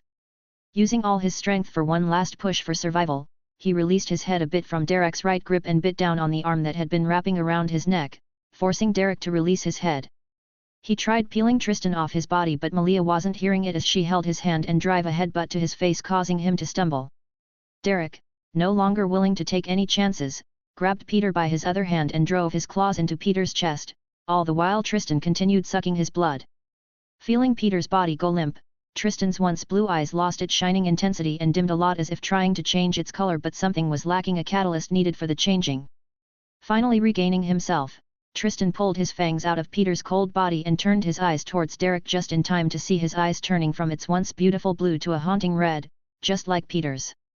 Alpha! He muttered. He finally understood the importance of the reason behind the red eyes, and had it not been for Derek, he would have stolen the spark from Peter, and with it he would have finally pieced together a missing link from his lifelong puzzle. He looked at Derek once again, and the feeling he got from him was a lot more subdued than what he felt from Peter, or even Satomi for that matter. Derek's red eyes were a shade darker than that of Peter's, and he understood why. It was impossible for him to gain an alpha spark from an alpha werewolf by just killing them. He needed to drink their lifeblood, a lot of it, thereby gradually sucking away their spark as their life filtered towards its end. Regrettably, Derek had beaten him to the benchmark by going for the quickest method, by directly plunging the life out of Peter's body.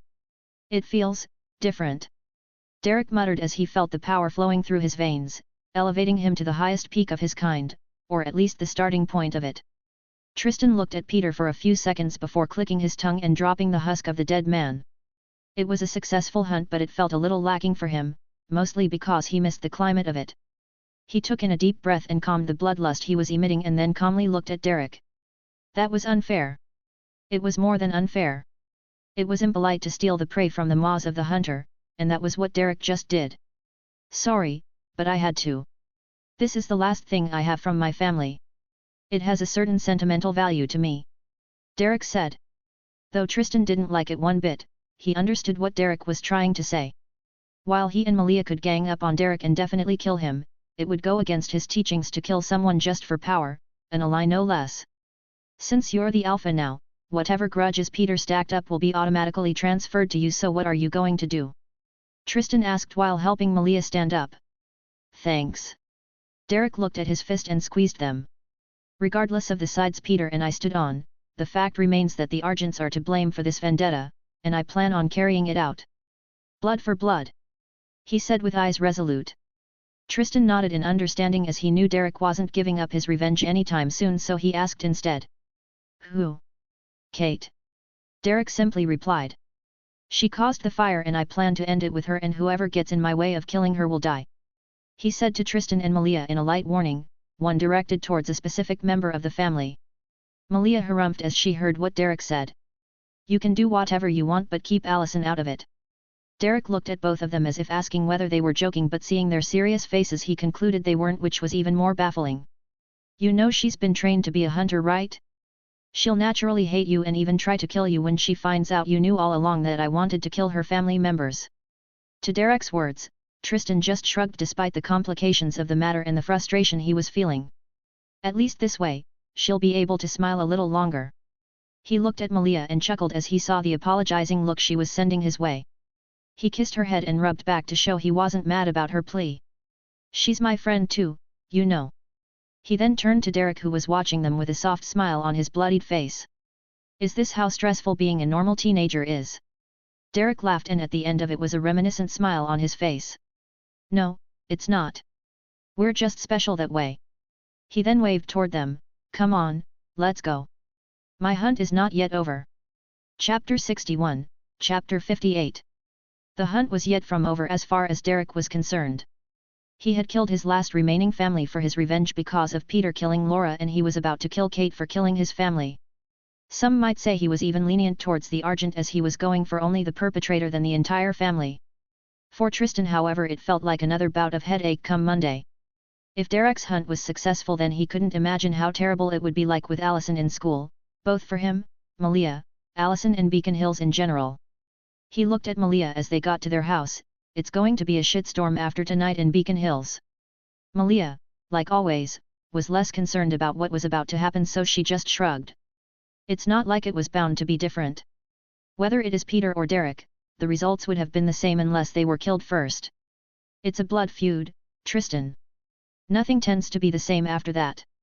Tristan looked at Malia in a weird way as those words were not something he had expected her to say. What? I'm not stupid, you know. She said, a little offended at his unsaid jab at her intelligence. Tristan only turned his head away from her as he struggled a little to regain his bearings. Unlike the last tune he drank from the Alpha, the heat in his blood was a little tameable, but it was still hard to completely push aside. Here, have a drink. Seeing the small discomfort Tristan was going through, Malia offered her hand and Tristan graciously took it and drank her blood for a few seconds before stopping himself. It got a little harder to control, but I think I can manage. He huffed out in relief as everything finally became stable in his head. He could feel the changes in his body, very clearly at that, and he knew that something else was needed to break through the fragile film that was stopping his elevation to a higher level. He would have to test out the new changes of his abilities and also the effects it would have on his hunger. No doubt his bloody appetite will experience an increase and he'll have to rein it in once again, which will no doubt be a pain in the ass. Guess we'll be having deer for a long time. Malia looked at Tristan and asked the question that had been weighing on her mind. What if Derek not only kills Kate, but her dad as well? Tristan stopped what he was doing and sighed. No matter how much he thought about it, the matter was just too complicated for him to safely think about. He will always choose the supernatural 9 out of 10 times if he was to ever make a decision, and Allison's family opposed that very notion of his bias. No matter how much, or how little, he cared for her, it will always be hard, bordering on impossible to truly see things from her point of view. If Derek kills her family, then that was what he was owed, blood for blood. He understood the notion of a vendetta more than she ever will, so in his point of view as a bystander, Derek was doing nothing wrong. But as a friend, he wouldn't feel too good seeing her grieving over her aunt, regardless of what she did. He knew just how close and biased a familial bond can be. I really don't know, Malia. It's not fair to her, nor is it to anyone. Tristan started. I obviously can't stand with the Argents against Derek. I still wouldn't have against Peter. I also can't in good conscience participate in a vendetta that has nothing to do with me. Me and Peter's feud aside, none of this has anything to do with us. He might have sounded cold, but that was just how it was. His relationship with Allison aside, they were enemies with the Argents. This sucks major. Malia grumbled and slumped into the chair before cuddling up to Tristan's side. Even after they just killed an alpha, their nighttime was going along the same routine they've grown accustomed to for years, not caring a bit for the storm they already started brewing in Beacon Hills. Degree. While Tristan and Malia were having a good night's sleep, Derek was reveling in the prowess of his new status as an alpha as he went on a search for Kate. The feeling that he had grown accustomed to since the first time he shifted as a kid now felt different. He could now see the world in colors he had never been able to. He felt stronger, faster, more whole than anything he's ever felt. Instinctively, he knew he was yet to be complete, and he knew just what was missing: a pack. His ascension as an alpha was yet to be complete unless he forms a pack. But first comes the blood repayment. He saw a group of hunters as he started leaving the inner part of the forest. No doubt they were searching for the alpha. He grinned as he saw them with his burning red eyes and wasted no time in stalking his prey. He needed only one of them to tell him where to find Kate, so that was what he did. Perched atop a tree, he waited in the obscure shadows of the branches, eyes focused on the incoming hunters who had their weapons drawn and were marching in an orderly formation. They were 6 in total and not too spread out from each other, but the brimming confidence Derek was feeling assured him that these hunters would not be a problem for him, and he was assured to act, and act he did. With claws drawn out, he waited for them to pass under the tree on which he stood, and the moment the last person fell under his position, he jumped down in one fell swoop and killed him. Before the others could react to the surprise threat, Derek spun around and slashed his claws through the stomach and rib cages of the 2 nearest to him, bringing them down with a numb, yet agonizing death. Due to the close proximity he had with the hunters because of the formation they used, Derek was able to predict the gun's line of sight and swiftly dodged the bullet that was fired at such close range with a bloodthirsty grin on his face. He grabbed the gun and yanked it forward, breaking the balance of his shooter and disarming him of his weapon, before proceeding to slam the gun against the face of the second guy who wanted to take an aim at him. He grabbed the double-barreled muzzle aimed directly at him and squeezed it with enough force that the metal contorted, leaving the owner with a stunned face that turned horror as he realized his throat had been slashed. Having dealt with the rest, he looked at the last standing man who was shaking like a leaf in the wind with palpable fear oozing from him. Kate Argent. Where is she? He asked in a cold voice that sent waves of shivers down the spine of the lone standing man. Faced with Derek's cold red eyes and his face that was obscured in darkness, fear gripped the man's throat that he ended up stuttering. I know I idea. Derek grabbed the man and drew him closer, finally letting the man see his face, which prompted a gulp down his dry throat. Last chance. Kate Argent, where is she? Faced with Derek's ultimatum, the man's brain was jolted awake with memories, making him answer with a clear voice with a hint of a begging undertone. The Hale House. Last she radioed in, she said she was taking a squad to check if she can pick up a trail there. A dead smile was plastered against Derek's face as he heard that. He couldn't help but recall fond memories of his past that only served to kill his heart even more. Seeing Derek's lost look and thinking his life was spared, the man finally gathered up the courage to ask something that plagued his mind after seeing Derek with red eyes. The Alpha. What happened to him? Snap. Derek swiftly broke his neck without much change in any of their expressions, and as if something just clicked together in place for the first time, his red eyes burned brighter with renewed intensity. I'm the Alpha now. And with that he disappeared into the night, his goal known to everyone here, had they been alive. Chapter 62, Chapter 59. Tristan shifted on their bed before abruptly opening his eyes and turned to see Malia just waking up.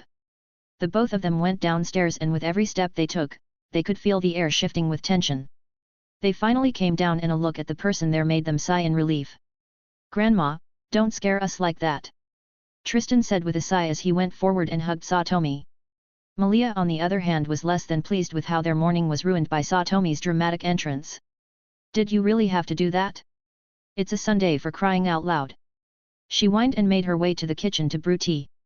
She wasn't a touchy-feely kind of person, well, the same with Tristan, but she didn't go out of her way to hug anyone. Not even Allison, less her grandmother figure and Alpha.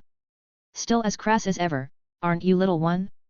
I see Tristan has been too accommodating of your, less than pleasing character.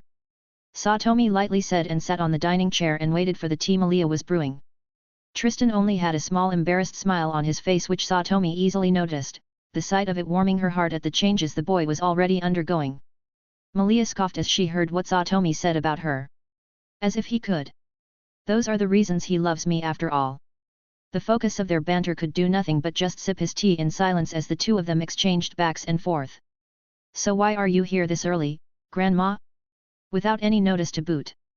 Tristan cut into their conversation as he brought back the reason for Satomi's unannounced visit into focus. Satomi nodded at his words and placed her cup on top of the serviette before focusing her attention on the two of them, mostly Tristan, whose changes she easily recognized. You've changed. Both of you. Tell me what happened. Her serious tone told them that she wouldn't entertain any lies, not that they could tell one and get away with it in her presence. Well, for starters, we killed an Alpha. Malia instantly dropped the highlight of all their recent activities. Tristan looked at her with a deadpan while Satomi looked at her with slight surprise, which didn't go unnoticed by Tristan. You knew.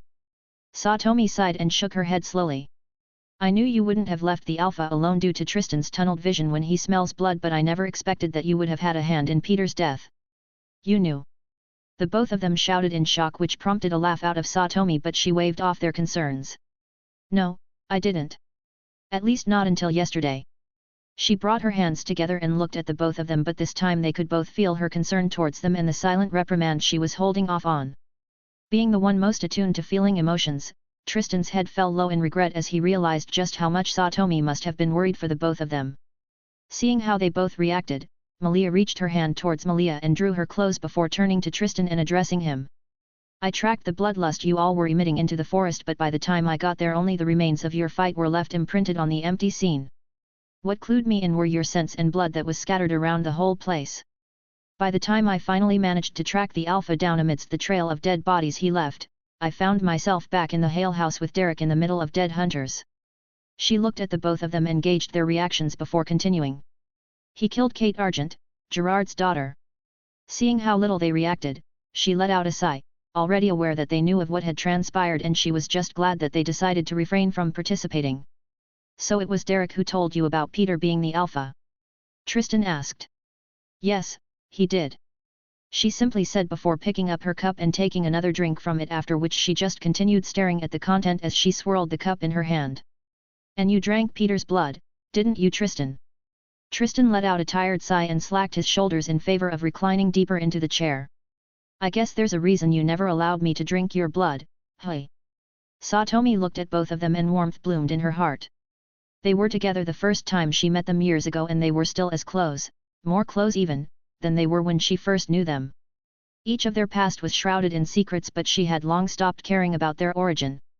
All that mattered to her was that they were her precious children. I had my doubts but it wasn't only for that sole reason. She looked at the two of them and asked, what do you know about vampires? Degree. Allison Argent POV. All it took to turn her life for the worst was only a week. A short week where she not only survived the attack of an alpha at the start and had to learn about the other side of the world, but also lost her aunt at the end of it in a vendetta feud that she had no idea of. She had cried her eyes out to the point that she fainted after her father had told her of the news. The only thing her father had told her was that it was the alpha that had done it. The house that she had once thought of as her safe haven became a cage that restricted her movement to the point that she couldn't even grieve properly with the influx of hunters that came and went every passing day. It also didn't matter to her when her father had informed her that her grandfather was coming for the burial that was going to be held in a few weeks after the school formal. That was the only saving grace she had. She was happy that she could still attend school without her parents fussing much about the alpha being out there. Everything seemed to have calmed down after that night, as if both her family and the alpha had a tacit agreement that no other hunt should be held. Well, her father did go out on many occasions but the result was always the same. No single animal attacks, or even the sighting of a wild one, was reported in Beacon Hills after the night Kate died. I'm leaving. Allison said in a low tone, not caring if anyone heard her and got in her car before driving to school.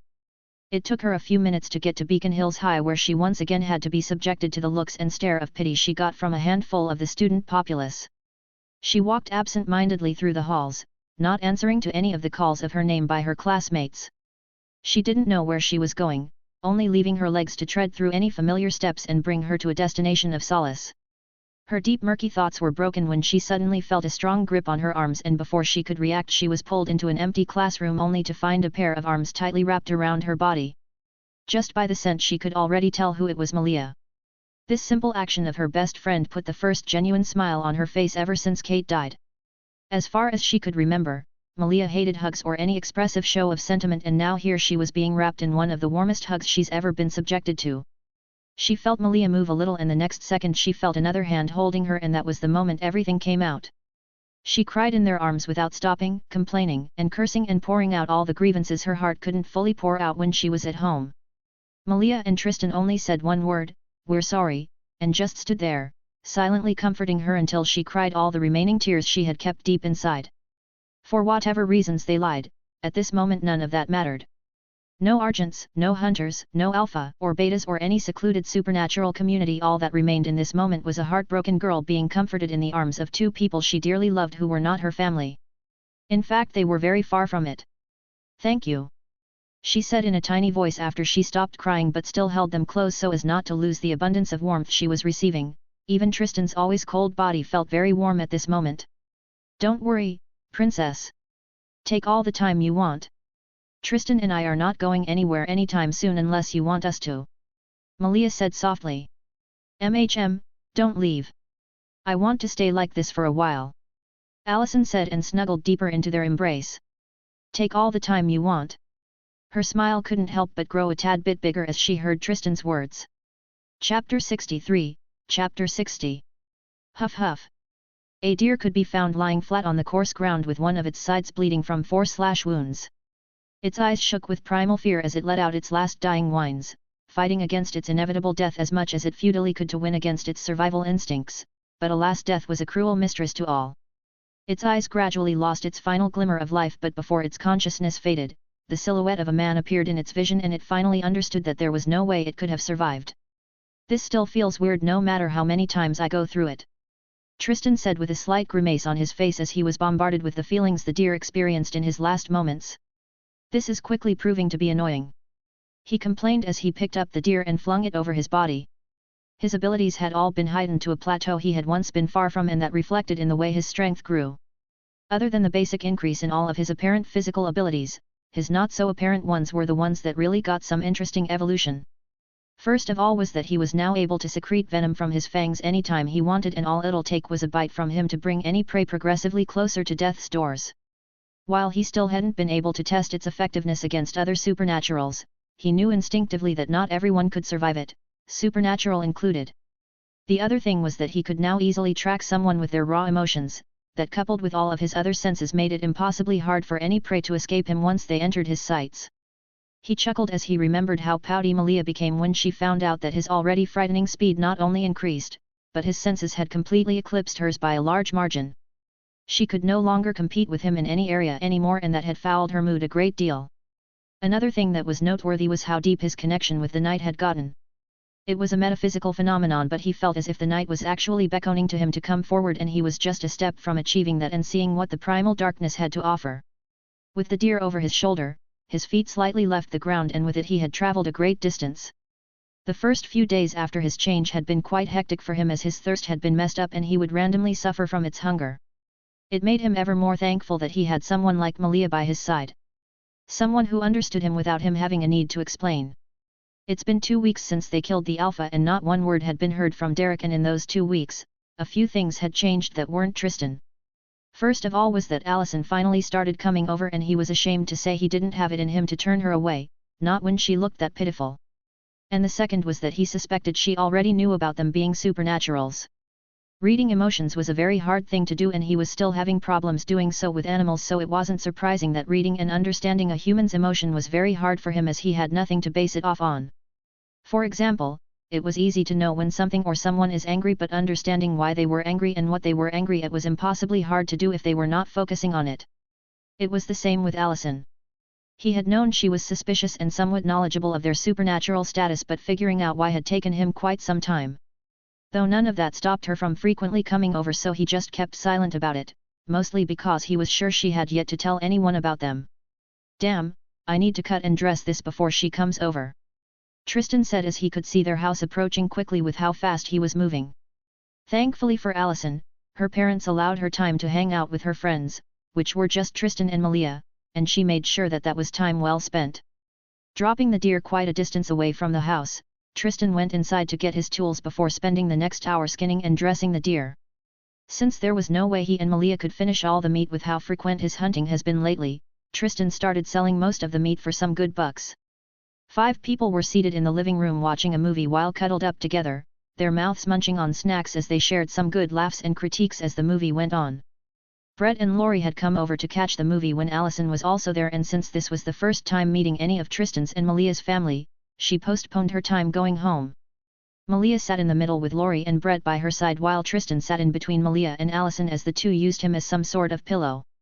Well, Malia outright used him as a pillow, while Allison, try as she might, wasn't so subtle with her intentions, not that she had a chance at hiding them when Tristan could read her like an open book, not that she was aware of it. That had got to be one of the lamest and yet comedic vampire movies I've ever seen. Malia guffawed as the minutes finally wrapped up and the credits started rolling up. Right? I mean, come on, centuries-old vampires can't be that stupid, can they? Allison said with a laugh of her own as she shifted a little to gain a better spot as she leaned against Tristan's arm. Not missing a chance to tease Tristan, Laurie jumped into the conversation. What's it with ancient vampires and trying to enslave the world? Don't they know how to use their time for more productive reasons? At least the werewolves were able to get it right. They all chuckled, 4 of them aware of the running joke while the last one remained oblivious to the deeper meaning of the conversation. They kept laughing as they revisited the funny moments of the movie they watched until Allison saw the time. Shit. I'm gonna be late, she said as she got up and checked her phone, and like she expected there were 3 missed calls from her dad. Come on, I'll walk you out to your car, Tristan said and withdrew himself from Malia's clutches, ignoring the cute pouty frown on her face. As they both walked slowly towards her car, Allison started small talks with Tristan. Brett and Laurie are both nice. How come I haven't met them all this time? Because you only recently started coming over. She laughed at that and poked him with her elbows in reproach. And whose fault is that? Guilty as charged, Tristan said and turned to Allison, who was looking at him with a somewhat genuine smile. Somewhat as in what she was feeling sometimes opposed what she was showing. Anything wrong? Allison bit her lips in consideration of whether to voice what she was thinking, as it could come across as ungrateful, but she was also feeling a bit insecure about it. It's just that you changed, and I... She couldn't finish her words as Tristan interjected. You were thinking whether my overly considerate and friendly reaction towards you is just because Kate died. Allison hung her head down in shame, but she couldn't deny that she really wanted to know. She doesn't know how she will feel after hearing what he had to say, but she wanted to hear it. It's partly because of that, but I think that's natural sympathy. Another, probably the most important, is that you are my friend, and a cherished one at that. He said casually before shaking his head as he caught the direction of her thoughts. You think too much, Allison. Besides, I also changed too. They were already at the car and Allison was about to get in when she remembered something and asked. I remember you and Malia once asking me what I'd do if you were werewolves. Why werewolves specifically? Tristan smiled in amusement but answered, making everything less ambiguous but still under their flimsy of ignorance. Well, it's because werewolves are kind of cool and unlike vampires, they are peaceful guys in most of the stories you'll read. Not the ones I've read though. She said with an edge Tristan couldn't quite place his finger on. Then you must have been reading a horror book. He joked, something that used to be rare for him to do, but he finally accepted that he was changing, and not just because of an alpha's blood. He really was changing. Good night, Allison. By Tristan. Chapter 64, Chapter 61. Tristan walked through the hallway of Beacon Hills with Boyd at his side as they made their way towards the field for lacrosse practice. It could have been boredom or maybe peer influence, but Boyd ended up trying out for lacrosse even though the time for tryouts was long gone and they were halfway through the semester. Well, Tristan actually convinced coach to let Boyd try out, and the man couldn't actually say no in good defense after seeing how bulky the black boy was. Though he was just an average player, due to his physique, he could play the defensive without putting much effort into it. Let's go people! Jackson shouted to hype up the players as Tristan and Boyd entered the locker room.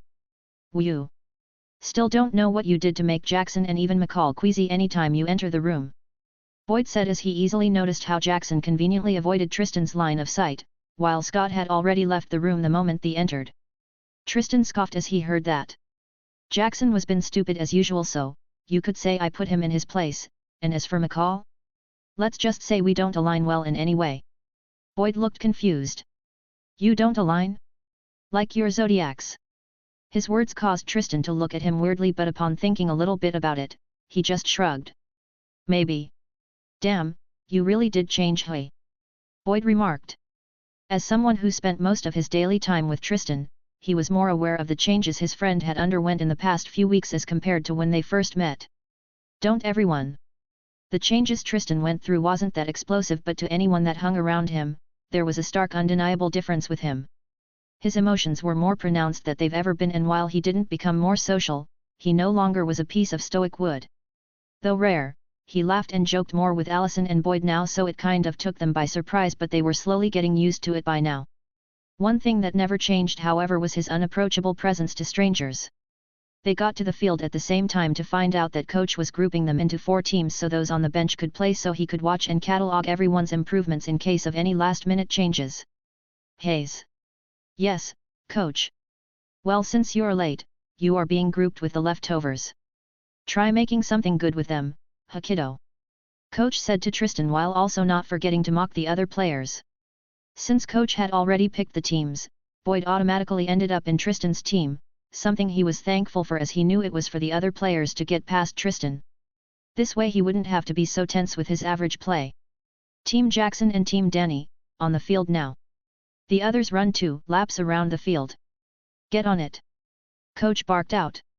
After running around the field twice, the remaining players settled themselves as they watched the other 2 teams play. The 2 teams were somewhat evenly matched as it contained equal amount of both good and bad players. Tristan watched the game with a bored look on his face, not at all invested in the game being played.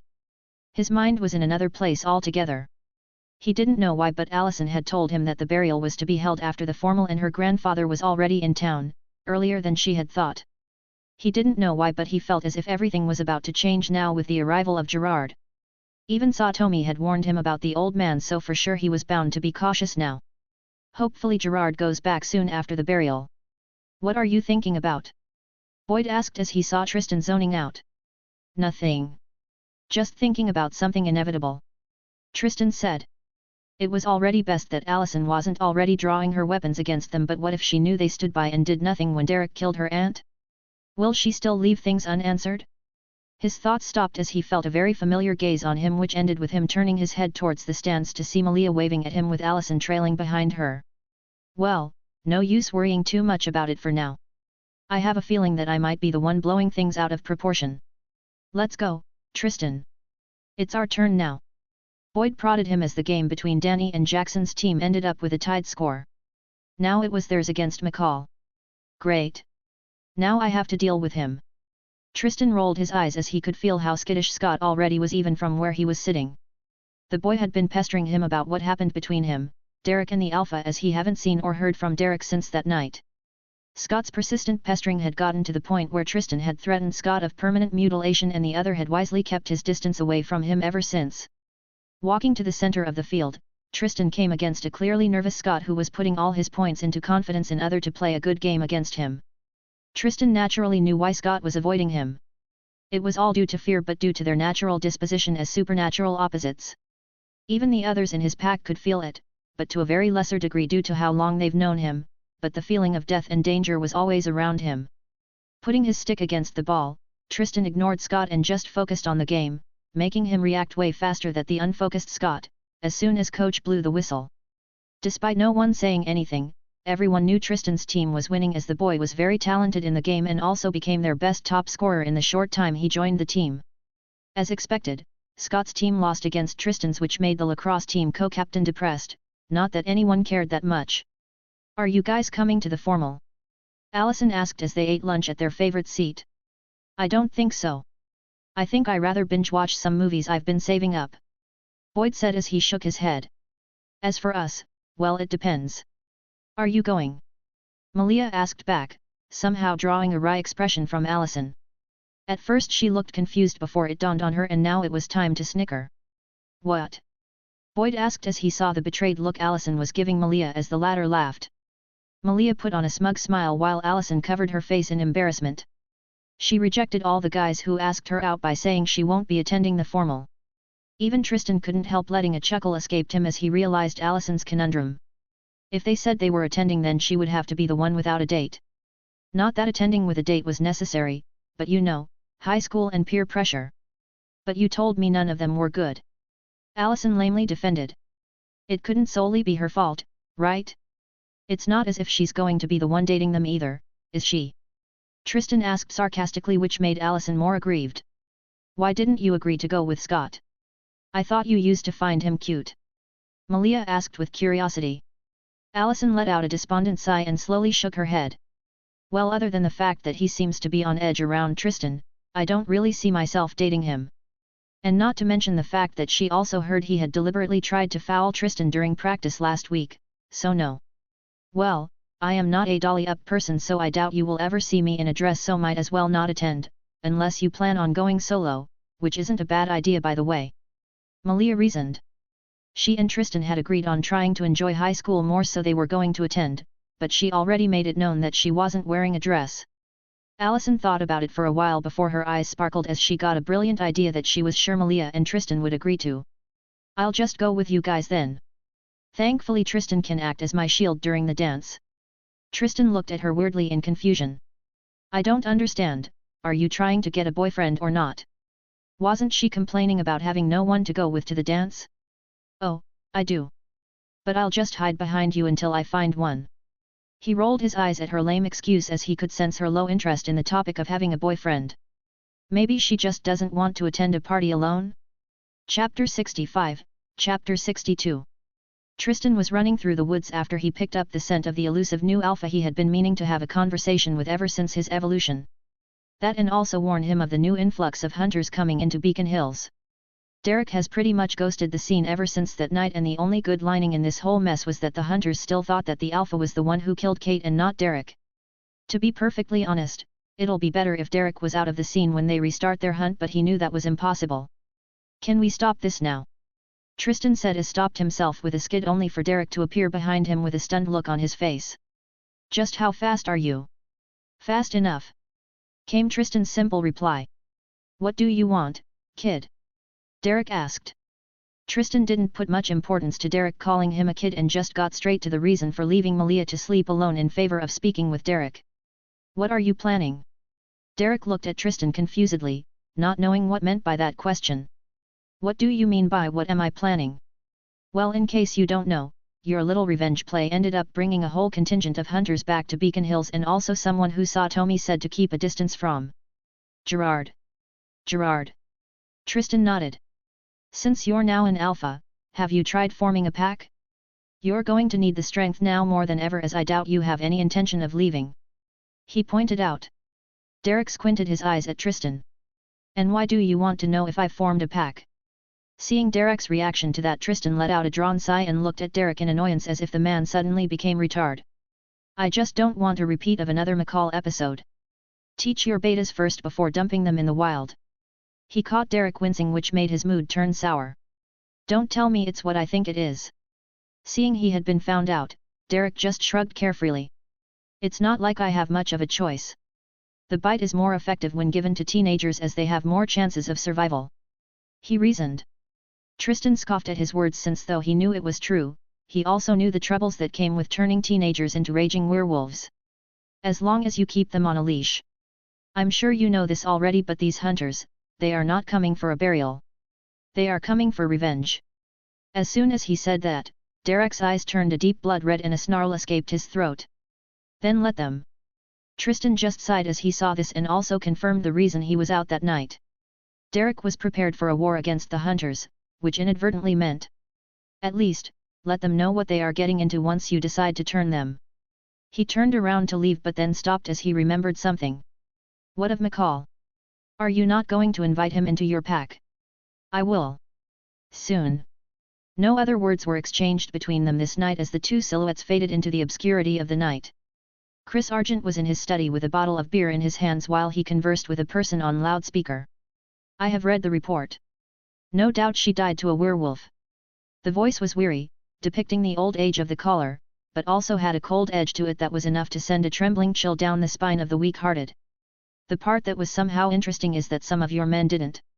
Those bites didn't come from anywhere supernatural. It's something much worse. Chris groaned as he took another sip of the bottle in his hands. It's that thing, isn't it? Even saying it like that repulsed him to an uncomfortable degree.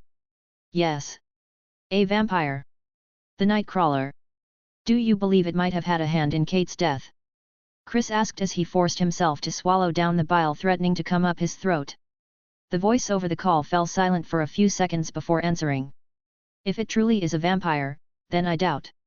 Vampires by nature hate werewolves and they are more bound to get in a fight than work together towards a specific goal. It could be that it was fighting the alpha or trying to kill its betas instead. He explained. So what is our course of action? We wait. He said. Until after my daughter's burial, then we hunt. We'll divide their bodies and hang their heads atop a pike. Vampires and werewolves alike, none will be spared. With those words the call ended and Chris was only left with one sentence. Well, fuck it. Fuck it. Tristan woke up very early in the morning and couldn't help but curse in frustration at the increasing lack of sleep he was getting. He had thought it was something that would pass away soon, but instead it was only getting more apparent as the days went by. Apart from the fact that his libido had shit through the roof after his pseudo-evolution, much to Malia's delight, he was getting less sleep as the night went by but always feels refreshed come morning. And today couldn't be the worst day for it to happen as it was a Saturday. Ugh. This is going to kill me before I get used to it. He complained and blew away the tuft of air that was across his face. He looked at Malia's beautiful and peaceful face that couldn't look more blissfully fast asleep and he couldn't help but be annoyed.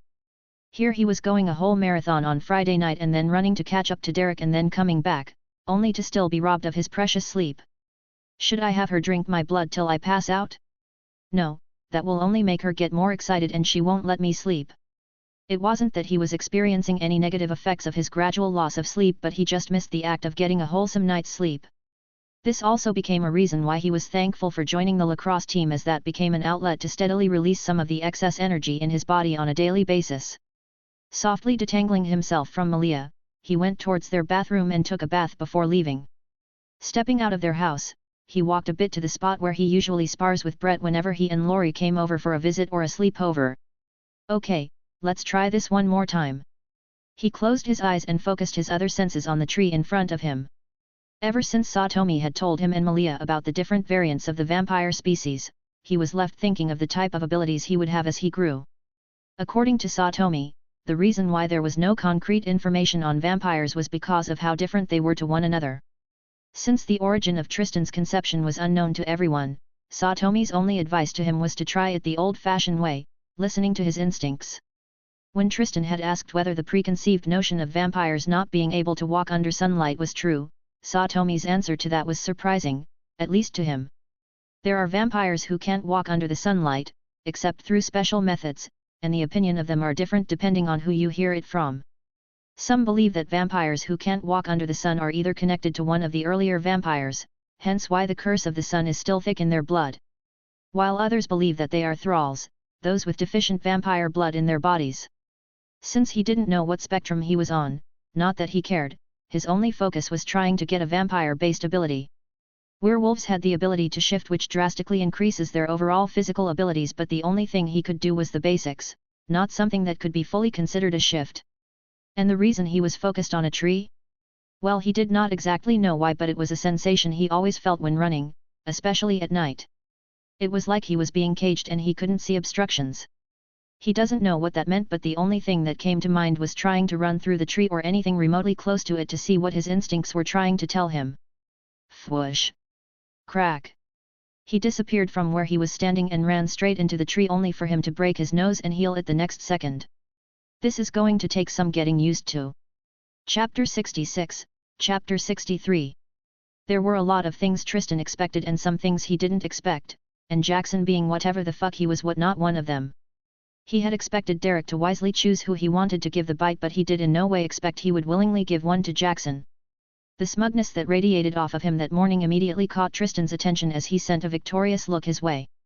Even though he had no confirmation of Jackson's supernatural status, just the fact that the boy had stopped smelling like a piece of rotten meat and the vibrant step in his gait was something that easily caught his attention.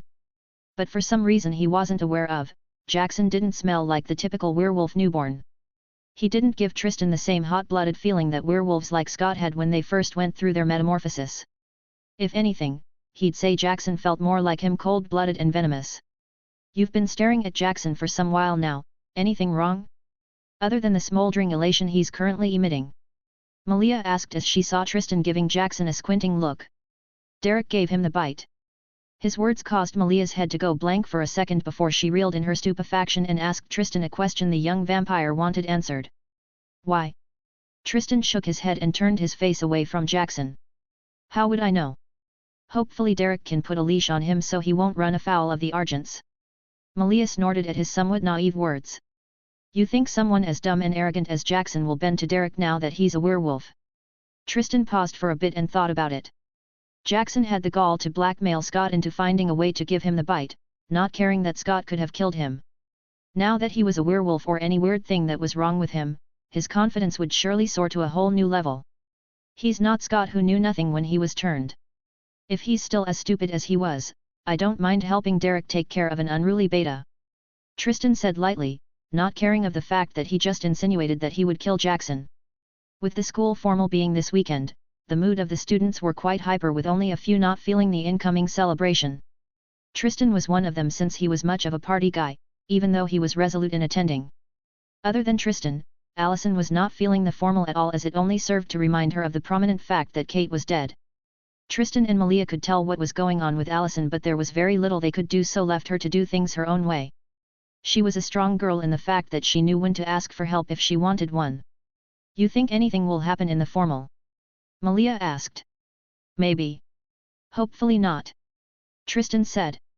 There were in Beacon Hills and they were a wercoyote and a vampire. Problem was bound to follow them anywhere they go. Since this was one of the few classes they had together, they both went together, with Malia sitting in front of Tristan, only for her happy face to fall down to a frown as she saw Lydia sitting at Tristan's side after kicking out the boy who sat there.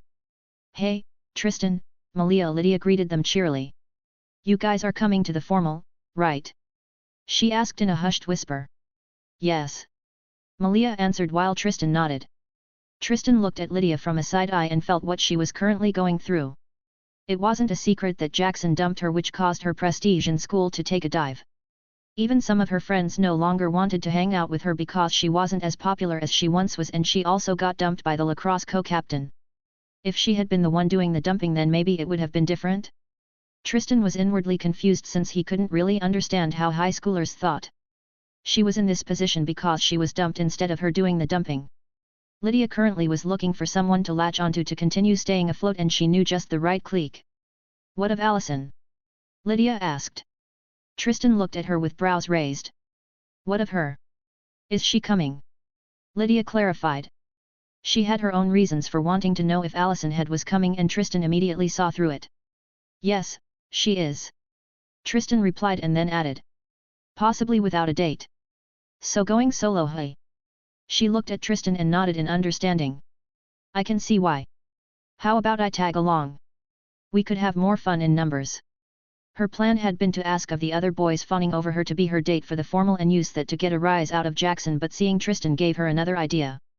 It wasn't much of a secret that Tristan was one of the best players in the team, and there was also some rumor that coach was deliberating whether to demote either Scott or Jackson and make Tristan co-captain. It's also not like he wasn't up there in popularity and looks. You're looking thirsty, Lydia. Try not showing your inner slut too much in front of me, okay? Malia's blunt rebuke shook Lydia out of her increasingly vivid fantasy.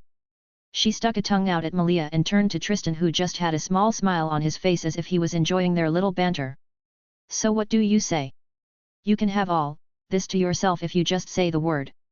She said in a hushed sultry voice which made Malia's eyes twitch. If she was a normal girl, then such blatant flirting and seduction with her boyfriend would have thrown her into a fit, and she and Lydia would have gotten into a cat fight, pulling each other's hair. It was times like these that made her wonder why she refrained from killing certain people. Tristan only chuckled at Lydia's efforts but ultimately shook his head. You can continue if you want Malia to lop off your head. Lydia snorted at that and turned to face her front as the teacher entered the class, while Malia sent a ridicule smirk her way as if saying, even on the impossible chance that he leaves me for someone else, trust me, you won't be that person. It wasn't her bragging or feeling contempt with pride. It was just her trust in Tristan. She knew the kind of people he would care about, and she could also read his thoughts and impressions of certain people he's met. Do you think I should find something doing after school? Tristan asked Boyd after they finished their lacrosse practice for the day and he still had more than enough energy to spare. Boyd looked at him as if he was a freak upon hearing Tristan's complaints about having too much energy every day. What kind of freak are you? How the hell would I know? Tristan grumbled as he stuffed his things inside the locker.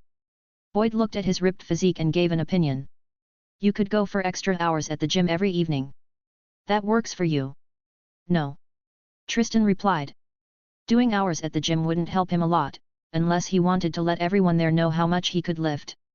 He also couldn't go for prolonged hunting, as that would damage the forest ecosystem. Well, if you're that desperate, why don't you find something that is in line with your future career? You can start it out as a hobby and take it from there. Boyd suggested.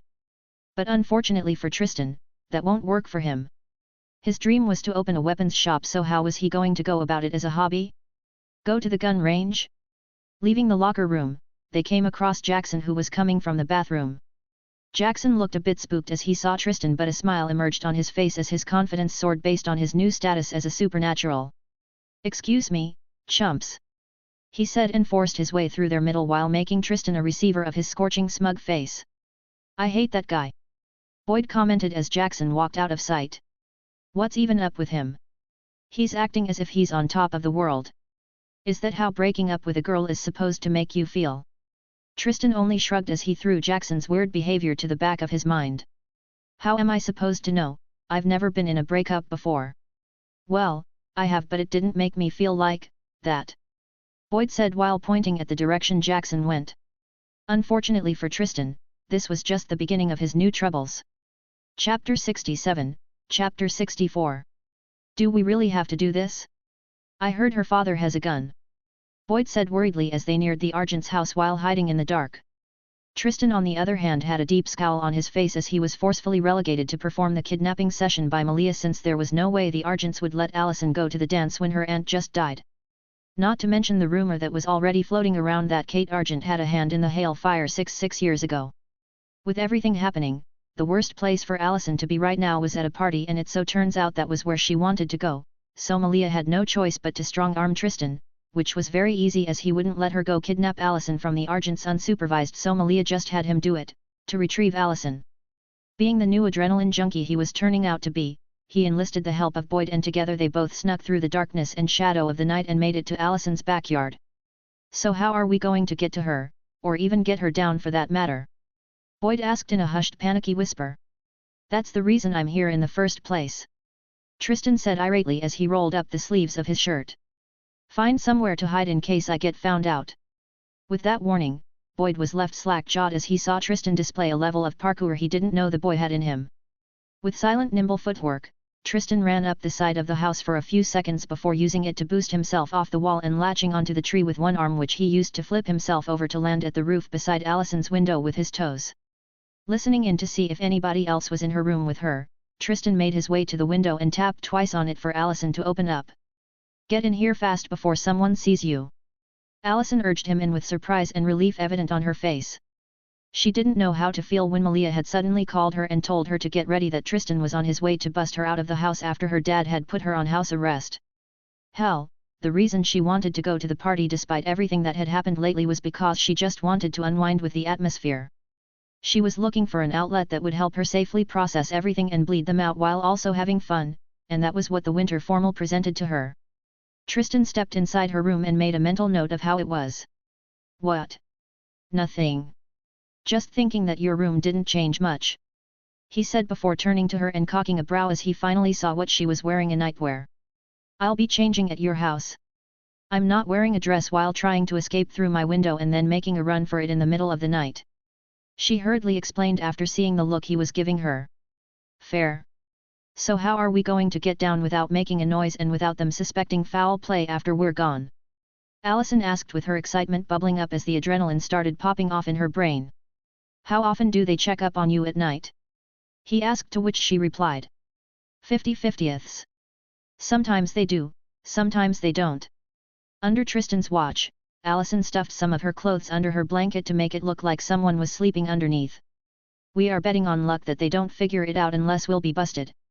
Since there was nothing he could do on that front and since his job was just to rescue Allison, he made no other comment and walked towards the window hole. Allison grabbed the bag where she kept her clothes for the night. "So how am I going to get down without tripping any weird traps my dad would have set?" "Traps?" Tristan looked at her in confusion while Allison just rolled her eyes. "Well, he went full on Rambo mode after the animal attack that happened close to our house and also Kate's death," she explained while also trying to gauge his reaction, but apart from the initial surprise, he did not show much in respect to the mention of traps. Meanwhile, Tristan was actually stunned that he didn't even notice anything that resembled a trap when coming up. "These hunters sure are creepy. Hearing this, I can't seriously find it in myself to blame werewolves for falling into their traps every now and then." He turned to Allison and was about to say something, but she immediately cut him off. "Please don't ask me if I trust you or I should close my eyes." Sure. I only wanted to ask you not to scream or if you are scared of heights." "Oh. No.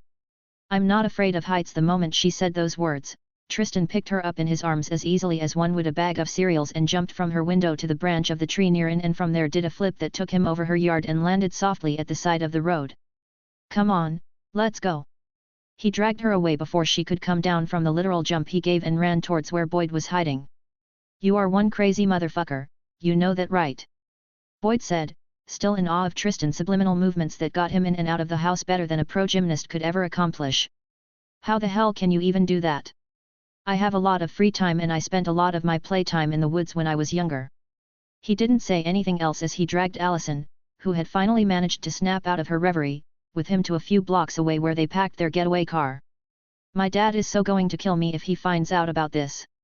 Though the content of those words weren't in any way positive, the elated smile on her face told of how much, or less, she cared about that at the moment. Already used to the antics of the bipolar girl, Tristan said nothing and just kick-start the car into ignition and drove off to his house. Degree. Tonight, despite the weird things that have been happening lately in Beacon Hills High School was very lively as teenagers came in droves with their colorful and fashionable dresses and suits. Some went all out by renting expensive suits for the night while others went for flashy rides, everything they could do to make his night a memorable one. "I will be the voice of reason and say what we are about to do tonight is not worth it." In a Toyota Prius neatly parked away in an obscure part of the parking lot, Boyd looked at Tristan and the two girls sitting at the back and let out his honey's thoughts. Malia scoffed while Allison shrugged, seemingly accepting any consequences this night could dole out, while Tristan appeared to have completely surrendered. Tristan and Boyd were both wearing a black and grey three-piece suit with bow ties. A go-to-men outfit for any formal or semi-formal outing, and with their ripped muscles and ripping physiques, they fitted nicely into the outfits while clung snugly around their body, a perfect pair of eye candy for the young ladies. Allison wore a pink, almost iridescent white, strapless top mini dress with gathered hem from the waist down and back tights with her hair tied to a braid and kept behind. She held the complimentary black jacket in her hands as she stepped out of the car, and despite them being in a remote place, there were still a few people who saw them as they alighted the car. Malia wore a off-shoulder purple satin dress with various embroideries on it, which had a long slit from her upper thighs to the ground. She matched it up with dark blue jean trousers and ankle-length short heels while leaving her jacket with Tristan. Allison had been the one to rearrange her outfit for the night, as the unruly girl was thinking of going with jean shorts and a crop top, much to the former's horror. Though Malia was fashionable in her own right, more so than Allison, she wasn't one for dresses all that much. Thankfully Allison could convince her to change her mind. "Well, we can't just stand here and look at each other. Let's go inside, we came for a party, didn't we?" Tristan said as he started walking towards the entrance, which promoted the other three to follow him. "Hope they bring good drinks. I want to get high," Malia said, to which Allison nodded, a sentiment shared by Boyd and Tristan both. For some reason or the other, they all needed some thorough rewinding. Chapter 68, Chapter 65. The party started in high fervor with blaring music and contagious laughter, and by the time Tristan and the others arrived at the hall used for the dance, it was already crowded and a lot of couple were already on the dance floor trying to get their groove on. Tristan looked around and found some teachers supervising the event, which meant a lot of plans wouldn't hold or will be heavily restricted. Since he was on the team, and a high-ranking member to boot, he was privy to some of the things they wanted to do during the formal, which included, but was not limited to, smoking pot, banging some sorority girl, spiking the drinks, and a whole lot of teenage shenanigans. He saw Lydia sitting by herself in a corner looking down for some reason, which he probably admitted to Jackson, who was currently flirting with another girl. He looked over and saw Scott's best friend, Stiles, looking intently at her direction, and with a couple of shots the boy had probably taken that night, he knew what would happen sooner or later. "This is quite refreshing," he said as he took in the vibrant atmosphere. His blood churned at the prospect of having a good time savoring different intoxicated delicacies at this event, but he held it down. "Holy!" Boyd let out an impressed whistle as he looked at the captivating sight in front of him, as teenagers were having the time of their lives. Being with Tristan did help him a lot in coming out of his withdrawn shell, but he still wasn't one to approach another person, but hey, at least he was no longer awkward around girls after having spent a lot of time in the company of Malia and Allison, and the occasional intrusion of Lydia. Their group got a lot of stares, but they naturally ignored it and settled in a corner as they watched everything, not knowing how to proceed from there. "Well, I'm not entering that dance floor unless I got something in my system." "Tristan, you said they were spiking the drinks, right?" Malia asked, to which Tristan nodded. "Come with me, Boyd, let's go get us some drinks. You really need to get laid tonight." Boyd wanted to object, but reasoning Malia's words, and given the fact that she was indirectly specifying to be his wing woman, at least he thought so, he bid farewell and followed Malia to get some liquid courage, the atmosphere already getting to him. "You don't need a drink," Tristan said to Allison, who appeared just as lost as him. "Nah." Allison shook her head. "I'm lightweight when it comes to alcohol, and I'm saving the questionable decisions for later," she admitted while feeling a little embarrassed. "Fair enough. I think there are some things to eat, feeling a bit hungry," he said as she directed them both to a long table filled with snacks and other desserts. "Well, it wouldn't hurt to take a bite, now would it?" she said before picking up a milk-flavored cookie and bit into it. It's good. Here." Whether she was oblivious to it or it was intentional, she gave Tristan the remaining half of the cookies she ate. Tristan didn't think much of it and just took it and nodded in satisfaction, as it really was delicious. "Haze." The both of them turned to look at Coach, who was beckoning Tristan to come over. "Look at you, looking all slick and clean," Coach said before putting his hands around Tristan's neck and drew him closer to whisper into his ears. "I know a lot of these delinquents are planning some unsavory things, and I also have plans of catching a hearty good night's sleep, so how about you help me help you?" Tristan looked at his coach with a deadpan. "You're kidding, right? Though not unsavory, I also have plans for tonight." Coach looked shocked for a moment before his face transformed into a sly grin. "Oh, you bad boy. Try to take it easy on those poor girls, okay?" Despite the blatant misunderstanding between them, Tristan chose not to correct Coach as that would just give him a migraine. He turned to walk away but Coach held him back. "Who's going to watch all of you then?" "You, Coach." After having a little back and forth with Coach, Tristan finally managed to extricate himself from the eccentric man. Allison, who had been watching their banter with amusement from the beginning, chuckled as she saw the look of relief on Tristan's face as he finally escaped Coach. Just at that moment, Malia came back with 2 glasses in hand and gave one to Allison, who was shaking her head in refusal, only for Malia to shove it into her hand while giving the other one to Tristan. The 2 of them gulped the drinks, but a moment after Tristan drank his, he frowned and looked at the cup, an expression only Malia noticed as Allison was grimacing from the burning after effect it had. Tristan looked at the cup intently while trying to remember what the weird feeling he got, and his expression turned more grim as he finally knew what he drank: poison. Standing so close to Tristan, Malia immediately noticed the shift in his demeanor and immediately knew something was wrong. The 2 of them shared a glance, and the dark she saw reflected in Tristan's eyes told her exactly how grim whatever the situation was. She turned to Allison and smiled at her as if nothing was wrong and teased her friend. "How about asking one of those hunks for a dance? I don't think any of them will refuse. Besides, you said you wanted to rewind, so what better option than that?" Tristan's eyes were growing dimmer at every passing second as he finally understood the nature of the poison he just ingested. It was a slow-acting wolfsbane. Having ingested wolfsbane on more than one occasion growing up, he knew just how they affected werewolves and were supernaturals in general. This one was different, vastly different from the most common purple wolfsbane he knew of, but there was no denying that irritating itch he got from it. Heck, the only way he found out about it was because no one knew blood more than he did, more so his own. He knew the moment he injected something dangerous, and could ascertain its lethality to some degree. "Well, Tristan and I are going to dance for a few, so make your mind on what you want to do and we'll see what we can do." Tristan immediately dragged her after that to the dance floor and immediately drew her close with one arm around her waist and one holding her hand. "Tristan, wah. Wolfsbane. It's probably in your system. Do you feel anything amiss?" he asked urgently. Malia's head short-circuited for a moment before clarity reflected in her eyes as the situation dawned on her. "No, I don't think so," she said, but a weird look came to her face as she turned to Tristan. "I've only had 2 glasses, I'm not supposed to be feeling any bubbling hotness with just that." The situation was quickly escalating, so Tristan had to act fast. "I haven't seen anyone suspicious, nor any new faces apart from the few teachers here, so it's probably someone inside the school, presumably in the room that spiked the drinks with wolfsbane. The worst part about all this was that wolfsbane has no effect on humans other than maybe a runny stomach, which meant that someone was here currently watching for anyone exhibiting any abnormal behavior." No matter how much Tristan looked around, he couldn't identify anything out of the ordinary. "Maybe drinking wasn't such a good idea," Malia said with a wry smile as they danced. "They're going to find out one way or the other." She lamented as she could feel the heat in her stomach rising. It felt like the normal effects of alcohol, but she knew otherwise. Tristan looked at her as an idea flashed in his mind. Not necessarily. If someone was watching from the inside, then no doubt were there hunters waiting outside to apprehend any werewolf they caught. "What do you have in mind?" It should have been strange how calmly they were reacting, and although the situation took them by surprise, they had long considered the event if the hunters found out about them. "I'll drink it out. It's still circulating in your body, and if I manage to drink out a lot of it, your body will naturally fight the remnants and overpower them.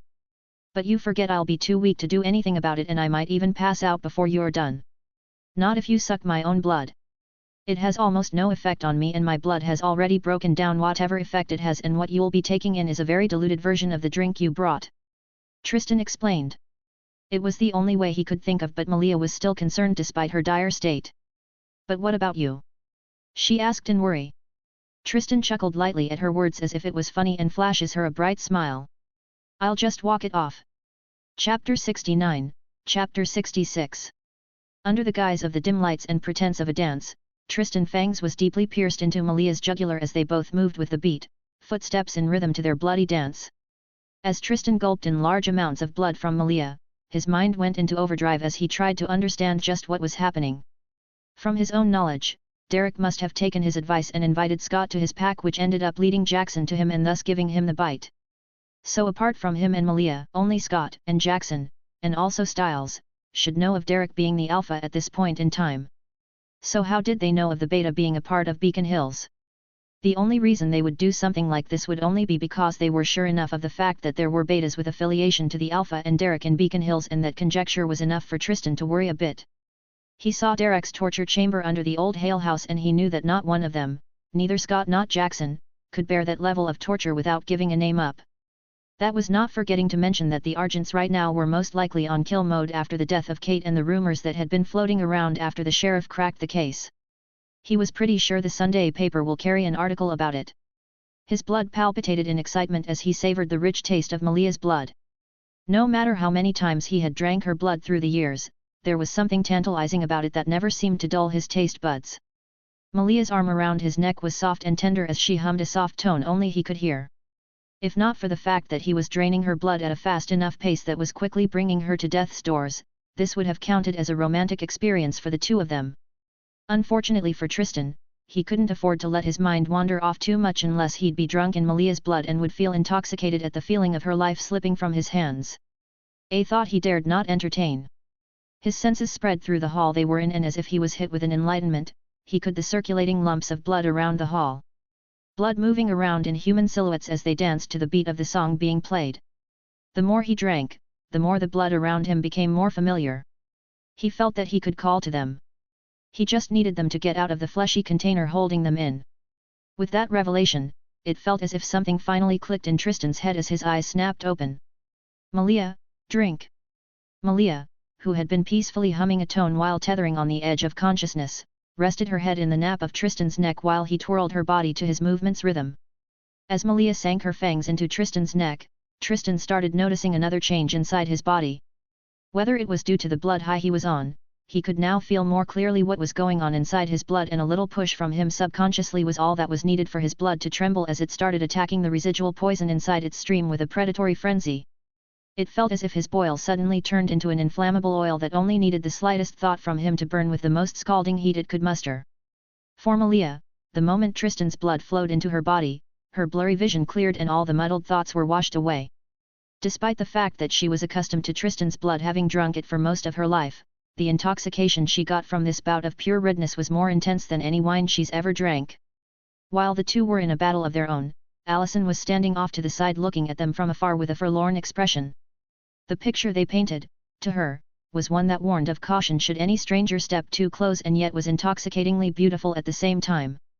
Unlike the normal youthful romances she's heard of and seen as she went through puberty, the one in front of her held no glamour or anything inane like a youthful passionate promise to each other. They just were. Tristan and Malia. It needed no announcement or anything cute that made stomachs turn or flutter, all there was Tristan and Malia, two whole parts that just made the other fuller. Naturally she felt jealous as green envy enveloped her heart, increasing every second as she watched them, and it was then that she knew what she really wanted. Like every high school teenager, she's had her own share of passionate fantasy romance of a boy who'd sweep her off her feet and make everything bloom like roses, but seeing them now, she felt those romances were too bright to be realistic. A fantasy. I can't believe this. She let out a depreciating chuckle as she saw the bleak path her thoughts were treading. Maybe Malia was right. Maybe what she needed to do was just find a way to let out everything instead of just letting it boil and simmer within, burning her from the inside out. Maybe if she was like Malia, then she wouldn't have trouble truly expressing herself. She really is strong. Unaware of the attention being paid to them, Tristan's eyes flickered at the same moment Malia let go of him after having gotten a very good fill of blood from him. That was, she said, slightly out of breath with reddened cheeks. The best taste I've ever gotten. Tristan sighed in relief as he saw that she was fine. Having already figured out that either a member of the student body or the teachers were the one who spiked the drinks, meaning they were part of the Argent hunting family, which wasn't much of a stretch given that their dead bus driver was also one, Tristan figured that he should have been more wary. It wouldn't take a genius that Chris would probably have told them to keep an eye out for Allison in case of any harm, and fortunately for them, they never acted suspicious around the clearly oblivious girl. They are probably around the school, Tristan said after stopping their dance as the music ended. Malia had a pensive expression on her face at that, but she asked nonetheless. What are you going to do? Tristan thought about it for a bit and answered. While we're long past the point of passively reacting to their clearly out of hand yet reasonable actions, I don't think anyone would appreciate a bloodbath on the night of a winter formal. It was frustrating for Tristan to be this restrained in his actions, but thankfully he was from a pack where restraint was the first thing they learned. Heck, their learning of the principle of restraint never ended. That and you'd be painting a large target on your back, worst of all if they identify you as a vampire. Malia added her major point of concern. It's better they are going for the betas, which means Derek too, but it'll suck if they catch either one of the two idiots and get a head start on us for their hunt. Tristan concluded. His only worries was Scott and Jackson blabbing all what they knew to the hunters upon capture, since both of them were clearly Omegas, as Derek was yet to create any lasting or meaningful bind with them. So what do we do? Malia asked as they slowly made their way towards where Allison was seated with a clearly out-of-breath Boyd. Look for Scott and Jackson. Why? To know if they are already caught and the possibility of us being in danger, or kill them if there are no other options. Though she always knew, this was a reminder to Malia just how different Tristan was from the others. While the wolves of the Buddhist pack practiced self-development and abstained from the troubles around them, seeking a peaceful resolution if ever faced with one, Tristan was one who valued the effectiveness of the kill. The only good enemy was a dead enemy.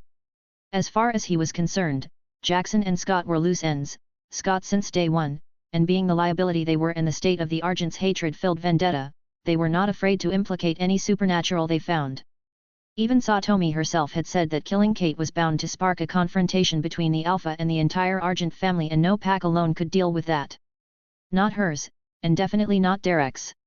It was better they provide the Argents with a dead end than risk being found out about them, especially with Gerard coming, and implicate their whole pack. I see. Hey guys, nice dance there. Boyd spoke as they got to their corner. Thanks, but Tristan, can I talk to you? Allison asked nervously, but Tristan shook his head apologetically. I'm quite busy right now, I'm sorry. Coach needs me for whatever reasons. Maybe later after I'm back. He said.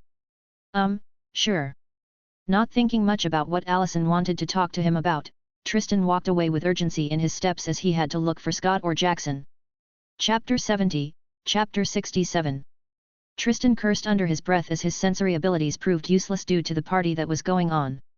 Alcohol, vomit, sex, perfumes and even the blazing pheromones in no way helped him in locating either of the two of them. Malia would try and look for them and confirm if they had taken in any alcohol from the party tonight. As for him, the person he wanted to find the most was Jackson. The boy was a loose end that represented all kinds of trouble. His mouth itched, but he ignored it as he focused on the objective in front of him. He could only pray that neither of the two idiots had had any drink tonight, but even that thought seemed like it was mocking him, as he could perfectly remember seeing Jackson gulping large amounts of alcohol. He was tempted to make his way to the outside, but doing that will put him under the scopes of the hunters and maybe even earn him their suspicion, which he didn't want for now. So working around that, he pulled out his phone and dialed Derek's number. Are Scott and Jackson part of your pack? Tristan wasted no time in asking the main point of his call. And why do you want to know that? Derek's voice came out a little guarded, as he didn't know what Tristan's reason was for asking such a question, and thankfully for him, Tristan had no thoughts of withholding his intentions from Derek. There are hunters around the school and I'm just about to make the decision to kill them just in case. He could hear the growl underneath Derek's voice and knew that he had stepped on Derek's fictional tail. This was the entire reason why he didn't act on his frigidly rational thoughts when he knew about the poison. Killing a beta of Derek will without a doubt trigger the short-fused alpha into another instance of blind revenge. Not to mention that Satomi had some sort of affection for Derek due to him being the son of her dead friend, so killing his beta was a no-go without a sufficiently good enough reason. Where are they? Scott or Jackson? Don't piss me off more, Tristan, Derek warned, his voice outright threatening, bordering on murderous. Tristan showed a lack of reaction to Derek's threat. Why should he? Even with his dismissal of the danger around him, he felt less apprehension from Derek than what he felt from Peter and Satomi. Derek sighed as he finally realized that Tristan wasn't one to succumb to threats or any show of dominance, or else he wouldn't have been able to fight against Peter. I managed to convince Scott. And Jackson? He doesn't seem all that interested in joining a pack, and I think it's because he is yet to understand the risks that come with being an Omega. So he's free bait. This time Derek was irritated and he let it known to the blood-sucking teenager on the other side of the call. Why don't you think of something to help your situation rather than killing your teammates? Tristan scoffed at his words and replied. Then try and show up on time before the hunters bag your new betas. He cut the call and entered an empty classroom and walked towards the window to look at the surroundings around Beacon Hills, and sure enough there were some cars parked strategically around the neighborhood of the school. He remembered the sensation he got when he was sucking away the poison from Malia and tried accurately pinpointing their location but shook his head for lack of feedback.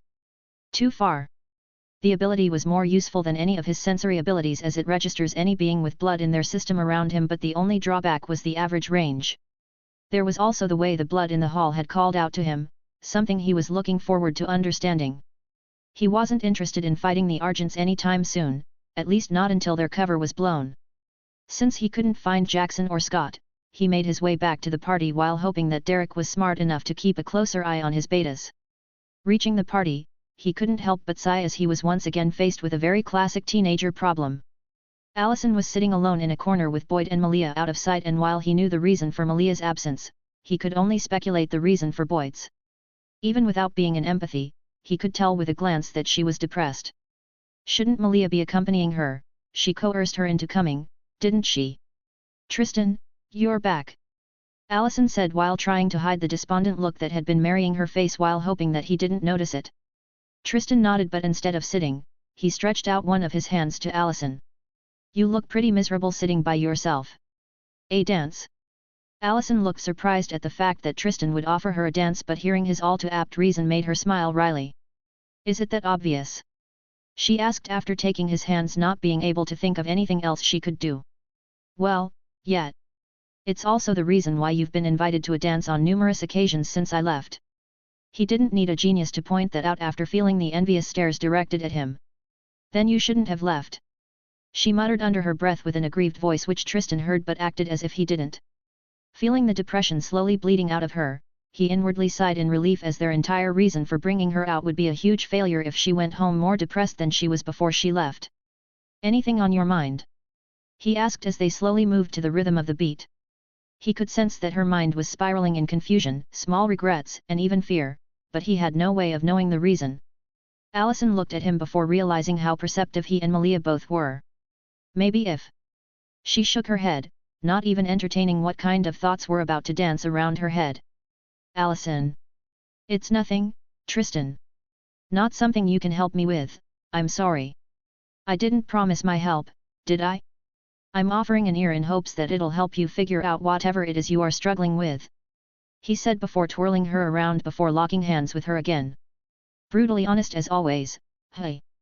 Though his words were blunt and didn't leave open any ambiguous interpretation, she couldn't the chuckle that involuntarily escaped her mouth upon realizing that it was just the way he had always been. Something even told her that he was also like this before meeting Malia. Looking at him directly in the eyes, for once she wished she had been ignorant and had not cried to her father to make her strong. The strength that came with it was starting to not be of the same worth as the pain that followed, and not the physical pain. Would you rather things grow and change or prefer they stay the same? She asked cryptically. Tristan looked confused, not knowing where the question came from, but he didn't need to spend too much time on thinking of his answer. I prefer they stay the same. Change was good, an inevitability even, but the question wasn't which was better but which he preferred, and he preferred everything remaining as they were. Hearing his answer, she didn't know why, but somehow it hurt her. Can things really stay the same way after everything? What if things could be better if they change? Would you let it be or still prefer they stay the same? She asked again, desperation in her eyes as she hoped for the words she wanted to hear. To say Tristan was befuddled was an understatement. He didn't know why, but he could tell she had something hanging on his answers, but his answer didn't change. Even if things become better, I still prefer they don't change. His answer was a basic one that most people would pick in most situations. Even though everyone agrees that change is good, you will still find them from time to time saying things like, damn, I miss the old days, I wish things used to be how they were before, or even going as far as saying I wish I could go back to my childhood. Change was good, but not always acceptable. Allison, what do you really want to ask? His question entered her ears clearly as the music stopped, but none of them paid it any mind and remained hands locked. He saw her smile, but he knew how fake and dull it was compared to how resplendent they used to be. If I say it, then things will change. And maybe I'm being too selfish, but I want things to be like this for a little while. She took a deep breath and then a step forward and hugged him. Will it hurt you if these things stay the same? He said, not minding the abrupt hug she currently had him enveloped in. What was more important was figuring out what she was hinting at. It would be nice if I could just read minds. Makes everything easier. Maybe, but not something I can't handle. she said softly. If you say so. He relented after hearing her honest answer. But let me give you a piece of advice my grandmother once gave me: weigh your choices and pick the ones that benefits your intentions, regardless of if you are hurt by the consequences. Quite a selfish quote. He chuckled at those words because they were true, and those were also his exact thoughts when he had heard it from Satomi, but she had something to counter his thoughts before he even voiced them. Just because he chooses to be compassionate doesn't mean that Buddha is incapable of evil. Chapter 71, Chapter 68. Tristan Hayes POV. After helping Allison get out of whatever episode it was that she went through, we both located Malia looked fed up, judging from her expression, most likely because she failed to find any of them like I did. Where did you suddenly run off to? Allison asked Malia. Bathroom. At least Allison seems to believe her poor lie as she dropped the question and got into a conversation with Malia. Looking at Malia, I could tell that she was free of the effects the wolfsbane would have had on her due to the overdiluted remnants in her body, so that was one less thing to worry about. I made my way to Danny and had to interrupt his conversation with a boy. Sorry for the interruption, but have either of you seen McCall or Jackson? Scott? I think coach banned him from coming due to his failing grades, and as for Jackson, who knows? Probably having a good time with some girl. Well, that was a bust. I don't have it in me to start interrupting the numerous sex that was happening in the school just because of Jackson. Hopefully he doesn't kill whoever he's having sex with due to his heightened excitement. Did I overreact after finding out the drinks were laced with wolfsbane? I don't think so, because Malia was poisoned, and if I hadn't known in time, we would have been ousted to the hunters waiting outside. I returned to Malia and Allison and tried having fun in the party, not that I had any other choice after they pretty much forced me to.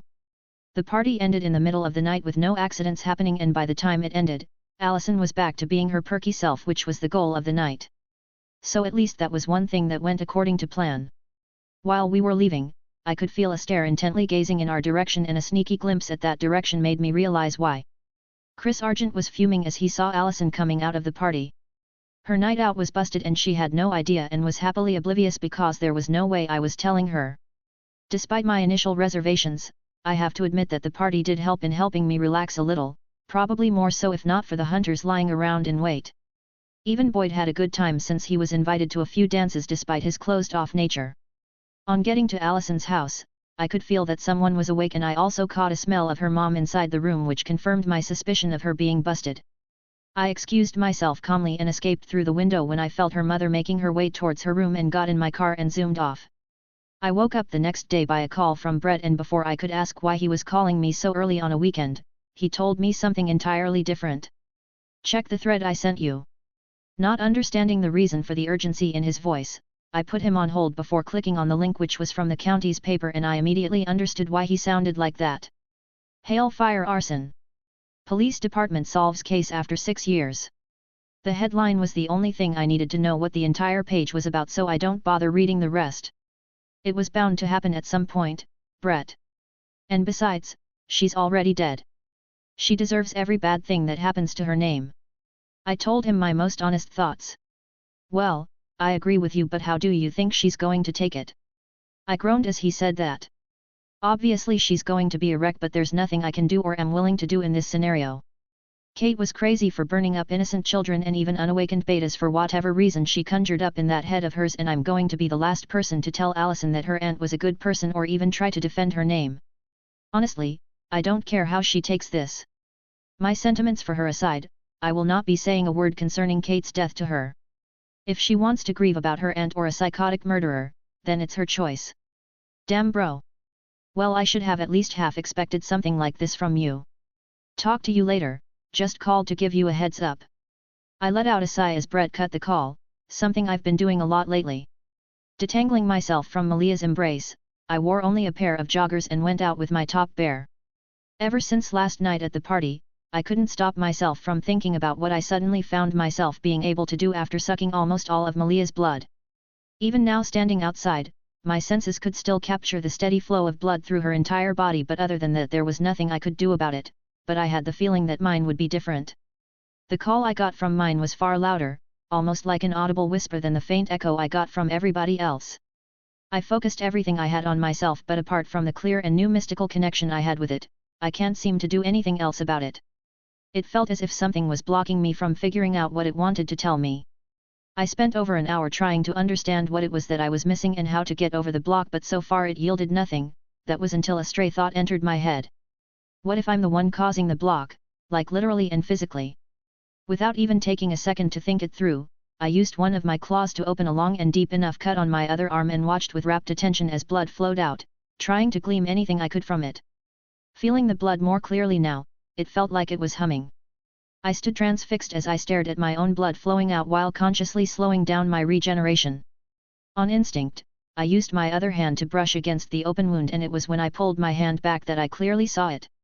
Droplets of blood clogging together, and instead of flowing down the side of my arm, they were actually floating upwards as if having an unknown force acting on them. I looked at my other hand, and sure enough, the blood there was not falling down but just hung around my palms like a very viscous liquid. I watched stunned as the blood slowly tried to follow the motions of my hand as if they were drawn to it. Something tells me this wasn't what Grandma had in mind when she said I should try and discover my innate abilities. The connection couldn't be more clearer as I understood why the blood was calling out to me. It felt as if I was finally given the present I was owed after so long. It felt unimaginably natural. After calming myself down from the exhilaration of the novel experience, I started experimenting with it, which made me finally understand with a clear mind that as it was, this ability of mine was currently useless in its practicality. I had ideas concerning it, but they all would have to wait until I could freely control my blood and maybe even harden them and use them as some sort of coating. Right now the movement of the blood was too slow, only slightly faster than a snail's pace, but that was okay. Like everything else, it will require time and dedication before I can make it as useful as I want it to be. The wound immediately closed up as I released the hold I had on it. Handy, I said as I saw how fast the blood on my arms receded back into my hands as the wound closed. Thinking of Malia's face once I told her about this, I smiled and went back inside. I could continue training for the whole day to get a good grasp on my new blood control, but breakfast calls. I spent a few minutes whipping up a quick breakfast, and seeing that Malia still wasn't awake, I made my way to our room and saw her tightly hugging my pillow. Breakfast's ready, wake up. Coming. Can you stop being so lazy first thing in the morning? It was a rhetorical question, as I don't expect any kind of answer from her except some grumbles. I picked her up in my arms and rolled my eyes at how she snugly shifted her body in my arms for comfort. She ended up sitting on my lap throughout breakfast while I fed the both of us. It was a very peaceful morning, at least until I told her about the two things I found out this morning. Chapter 72, Chapter 69. It was obvious that after the publishing of the news about Kate's hand in the hail fire, the entire student body would avoid her at all costs, since no one wanted to associate with the girl who was related to an arsonist, a perfect show of Friedrich Nietzsche's philosophy of herd mentality. Though she could have just chosen to skip school, Allison didn't, and showed up day after day even when her parents suggested she didn't. The only thing that made it bearable and made her show her face every day was because of her three friends who acted as if nothing out of the ordinary happened. Malia and Tristan didn't care that much given what they already knew, and while Boyd was a little spooked about it, he knew more than anyone what it felt like being judged based on external circumstances and things out of one's control.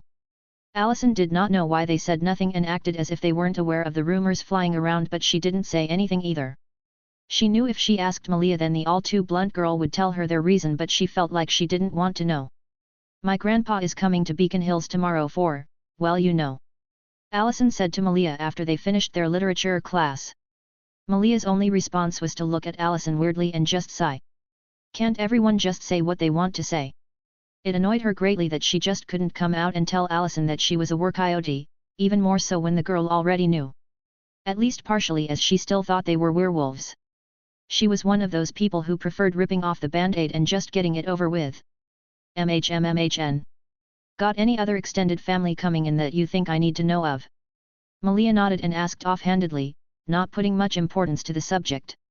Allison shook her head and tilted her head in order to recall if she was forgetting anything, but came up with nothing. I don't think so. I also have to go home as soon as the bell rings, so I won't be able to hang out with you guys after school. Allison said with a strained voice, remembering an argument she had with her dad. No problems. Just don't mess up your beauty sleep. Malia said jokingly, which brought out a light chuckle and blush from Allison. Since they had nothing noteworthy to do, they decided to lounge around in one of their usual hanging spots to pass time. Malia was taking a stroll through Beacon Hills after school ended, since she had nothing to do at home, and Tristan was out helping DeMarco with something the latter requested. Since it was currently nighttime, she thought she should start making her way back home because her other half was probably about doing the same, and she also didn't have to wait for him to be done cooking because they had decided on ordering takeout. Halfway back to the house, she stopped as she caught the scent of something in a frenzy and also the smell of dried blood. She hesitated for a brief moment before making her way towards the source of the blood, which turned out to be a cemetery. She made her way with silent steps towards where she could feel something wild, probably having a meal. Without thinking too much about what it could be, she sprung up on it only to be surprised as she found a very dirty and unkempt-looking man nibbling at what looked like a heart. The two of them stared at each other for a few seconds before the man attacked her in panic. Malia's eyes turned cold as she saw what was clearly a werewolf trying to attack her. With practical ease, she shifted backwards a bit and caught the outstretched hand of the werewolf and then drove her heel to his unprotected chin, effectively knocking the lights out of him for the next couple moments. Malia sighed as she heard the growling from the werewolf that was picking himself up from the ground because she understood what she just did. Not only did she interrupt his meal and probably spooked him in doing so, she also attacked him. Well, he had technically attacked her, but whoever cared about technicalities? Trust me, you don't want to do this, she said to the werewolf, who was now prowling on all fours facing her. Hey, at least I tried. Right now she did not even care about what he was doing, robbing a graveyard, or that she was supposed to be on her way home, because all that remained in her mind was exercising herself a bit with the poor oblivious wolf in front of her. Seeing the disregard in her eyes that she had for him, the wolf bared his fangs and lunged at her, aiming for her neck, only for what happened before to happen again. She grabbed his left hand and then choked his neck with her other hand and then proceeded to headbutt him in the middle of his shifted face and then threw him over her shoulders by slamming him hard on the ground. Whew. Turns out what I actually needed to vent was to beat someone up, Malia said with a content sigh while flexing some stiff muscles to get that satisfying popping sound. Don't tell me you're done so fast, dude. Well, with you looking like that I can't really expect more, she said with such a cute smile that further enraged the poor man, who had just managed to gain his clarity only for her taunt to provoke his already agitated mind. Seeing how she easily brought him over the edge, she smiled to herself as her schedule for the night automatically fell into place. 1. Vent out my frustrations on this willing werewolf. 2. Eat some good food. 3. And then top the night off with rounds of mind-blowing sex. Don't disappoint me now, okay? Regardless to say, the unfortunate werewolf could do nothing but suffer under Malia's hands until he had no choice but to run away while tethering on the edge of his consciousness. Kate's funeral came and went without any fanfare, with the supernatural duo spending the entire day indoors. When they arrived at school the following week, they heard the news that one of the lacrosse players' father, who was also former coach of the school's swimming team, was found dead. You think that wolf you found did it? Tristan asked as he saw the expression of suspicion on her face. Maybe, who knows? She replied nonchalantly before pushing the matter to the back of her head. Well, you pretty much confirmed that he was the one robbing the graves and stealing organs to eat. Maybe he killed the man, Tristan pointed out, which made Malia pause and turn to him with a skeptical look marring her face. Do you want to hunt him down? Tristan only shrugged. It could be fun, and it's been forever since we hunted down other supernaturals instead of animals. Now that got Malia's attention. She looked at Tristan again and asked the main question she wanted to know. Are we killing him? It entirely depends, Tristan casually stated. You said his eyes were golden when you fought him, so maybe he didn't kill anyone. Anyways, we'll find out when we go hunting. Yes. Malia pumped her fist in an adorable way that took a few breaths away from the passers-by who saw her. If only they knew that she was excited because she was promised a hunt and hopefully a kill. Tristan left her alone and headed to the locker room to change gears for their daily practice, but stopped midway when changing his clothes as he caught a very weird scent that was lingering in the room. He tried seeing who was emitting that foul smell but found nobody, so he shelved it for later and made his way to the field to do a few reps for warm-up. He was in the middle of some light stretching before coach called them out for the training of the day when he caught the undeniable scent of a werewolf. Given that the full moon was just around the corner, he thought it might be Scott already starting to feel its effect, only for that thought to be thrown aside when he pinpointed the source of the smell. Isaac Lohe, one of their reserve players and also the kid who just lost his father, was breathing heavily as he struggled to calm the bestial surge of emotions he was feeling. That bastard! He couldn't help but curse Derek because the newbie alpha had gone ahead and done something Tristan had specifically told him not to do. He just shook his head and left Isaac to his own devices since it was none of his concern. Derek was more than mature and experienced enough to know what was good for his pack. I hope he doesn't think I'll be keeping an eye on him. He thought about it and shook his head the next second. I doubt he's that delusional. He'll probably have Scott look out for the lost pup. He then proceeded to entirely forget about Isaac's existence and just had fun playing lacrosse before going out for the hunt he and Malia had plans about. Chapter 73, Chapter 70. Tristan and Malia spent the whole night out, but unfortunately they weren't able to find the beta they were looking for no matter how much they searched, and Tristan couldn't use his special method of tracking because they didn't have a large concentration of his blood to use as a medium. With their endeavor not bearing any results, they had to return home with an extra sulky Malia in tow. Things seemed to have calmed down after Kate's funeral, with everything seemingly returning to how they were. At least it would have been so if not for the newest series of deaths that have once again started in Beacon Hills. One of the people that were affected by this the most was Noah Stilinski, Beacon Hills County Sheriff. He had just managed to put to rest a 6-year-old case, and the animal attacks seemed to have stopped before it started all over again. If he had to be truthfully honest with himself, sometimes Beacon Hills scares him out of his wits. The number of unexplained events he'd seen and heard of was more than enough to paint the town as something eerily similar to the haunted ghost towns shown in horror movies. Fortunately or unfortunately for him, his logical mind stopped him from believing in any silly conspiracy theory that his subconscious instantly conjures up when something out of the natural happens. But luckily for him, he still wasn't out of his last wits yet. Other than Noah Stilinski, there were also other people who were reacting to the new changes that were subtly coming into play, and one of those people was the newest alpha in Beacon Hills, Derek Hale. After convincing Scott to join his pack, even though the young teen was extremely unwilling, Derek then started the endeavor of forming the Hale pack after 6 years of the original Hale's deaths in the fire. He, more than anyone, knew the importance of a pack and also the urgency of which he needed them to be ready for the coming conflicts against the Argents. The first person he had bitten was Jackson after Scott had told him how his fellow co-captain had used his knowledge of Scott's nature to blackmail him.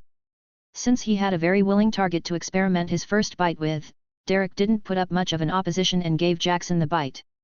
Already knowing how self-important people like Jackson were, he didn't try to convince him of the importance of a pack and left him to go off on his own, knowing the boy would come back to him sooner or later after realizing the dangers that came with being a werewolf. The next person he bit wasn't something he planned but nevertheless accepted. He had given Isaac the bite after realizing how shitty the boy's life was, and with the promise of a complete transformation came with it loyalty, something he didn't have in spades at the moment. He had wanted to recruit the new Omega that had been going around robbing dead bodies of their organs, but unfortunately the Argents had gotten to him first, and he had to watch as patriarch of the Argent family, Gerard, cleanly bisect him from the waist down. At least he finally confirmed why they really were here after hearing Gerard's words. War. And he was going to give them that in spades. Tristan groaned for the umpteenth time as he repeated something he's been telling to Malia for a while now. It's not our fault that we couldn't find the beta. Maybe he knew we were coming and bolted.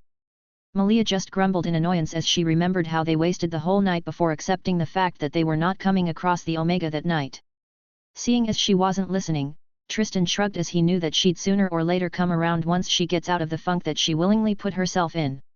How about we go out again and find him? Malia suddenly suggested out of the blue. Tristan looked at her skeptically as he answered. It might turn out to be another waste of time. Then we keep going. It's not as if the night will hinder us anyway. Malia shrugged as if it was no biggie. Tristan had his sport to help him out on a daily basis, but she couldn't go on her normal hunt because of something in the ecosystem. If she can't hunt animals, she'll hunt a stray wolf, maybe even a psychopathic one. Are you sure it's not the full moon getting to you? Tristan asked. Who knows? Was Malia's simple reply. It was in her veins, and she could tell that Beacon Hills was about to get real hectic, and being the stubborn girl she is, she wanted to partake in the upcoming bloody carnival while everyone else was busy having guns and claws pointed at each other's throats. He keeps smelling weird with every passing day. Tristan muttered as he saw Jackson stomping off angrily to who knows where. Think the bite did something weird to him? Maybe like a mutation. Who knows? Tristan said. We might have to keep an eye on him just in case. I'm more worried about Jackson shifting or clawing out someone's throat in the middle of the day than I ever was about McCall. Surprisingly enough, they both cut a corner and made their way towards the library for a little study time while continuing their conversation in low voices. What of the new boy? Malia inquired curiously. Lahey? He's in the station for questioning regarding his father's death. The full moon is tonight, and hopefully Derek knows what he's doing so he can prevent a bloodbath from happening in the sheriff's station. Tristan's voice was slightly guarded as he said that while picturing the scene of chaos that such an occurrence will spiral into.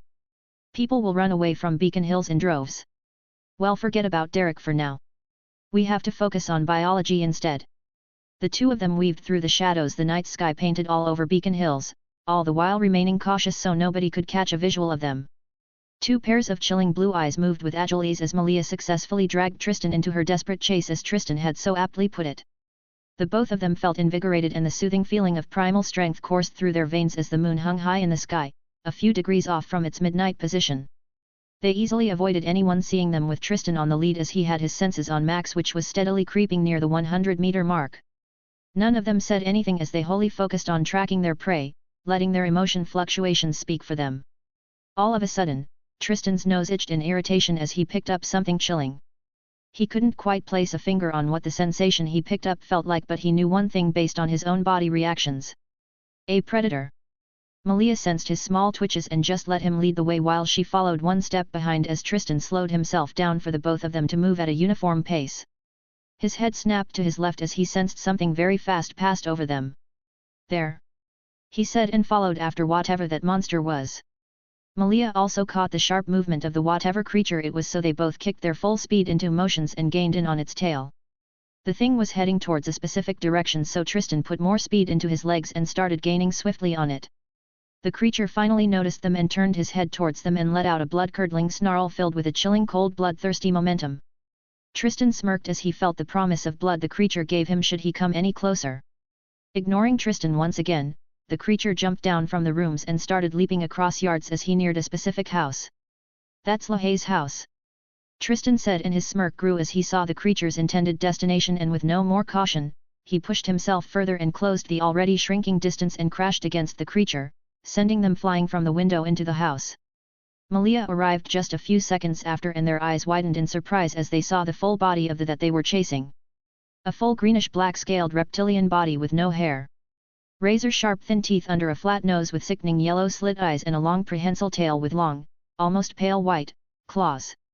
All in all, it looks like an overgrown lizard. Malia beat Tristan by 1 second to the plainly seen yet astute observation. What kind of creature is it? Hey, can you hear me? Tristan stopped her from trying to speak to whatever was in front of them. Don't bother, Malia. All I can get from it are primal emotions. They are not in control. So what are we doing? She asked as the two of them slowly circled the creature in front of them while analyzing it as much as they could, with it also doing the same. They might not be in control, but he's more than ready to attack us, Tristan said with a dry chuckle as his eyes shrunk into dots with his full attention on the creature in front of them. Hell, it's just waiting for the right moment to sink its claws into our hearts.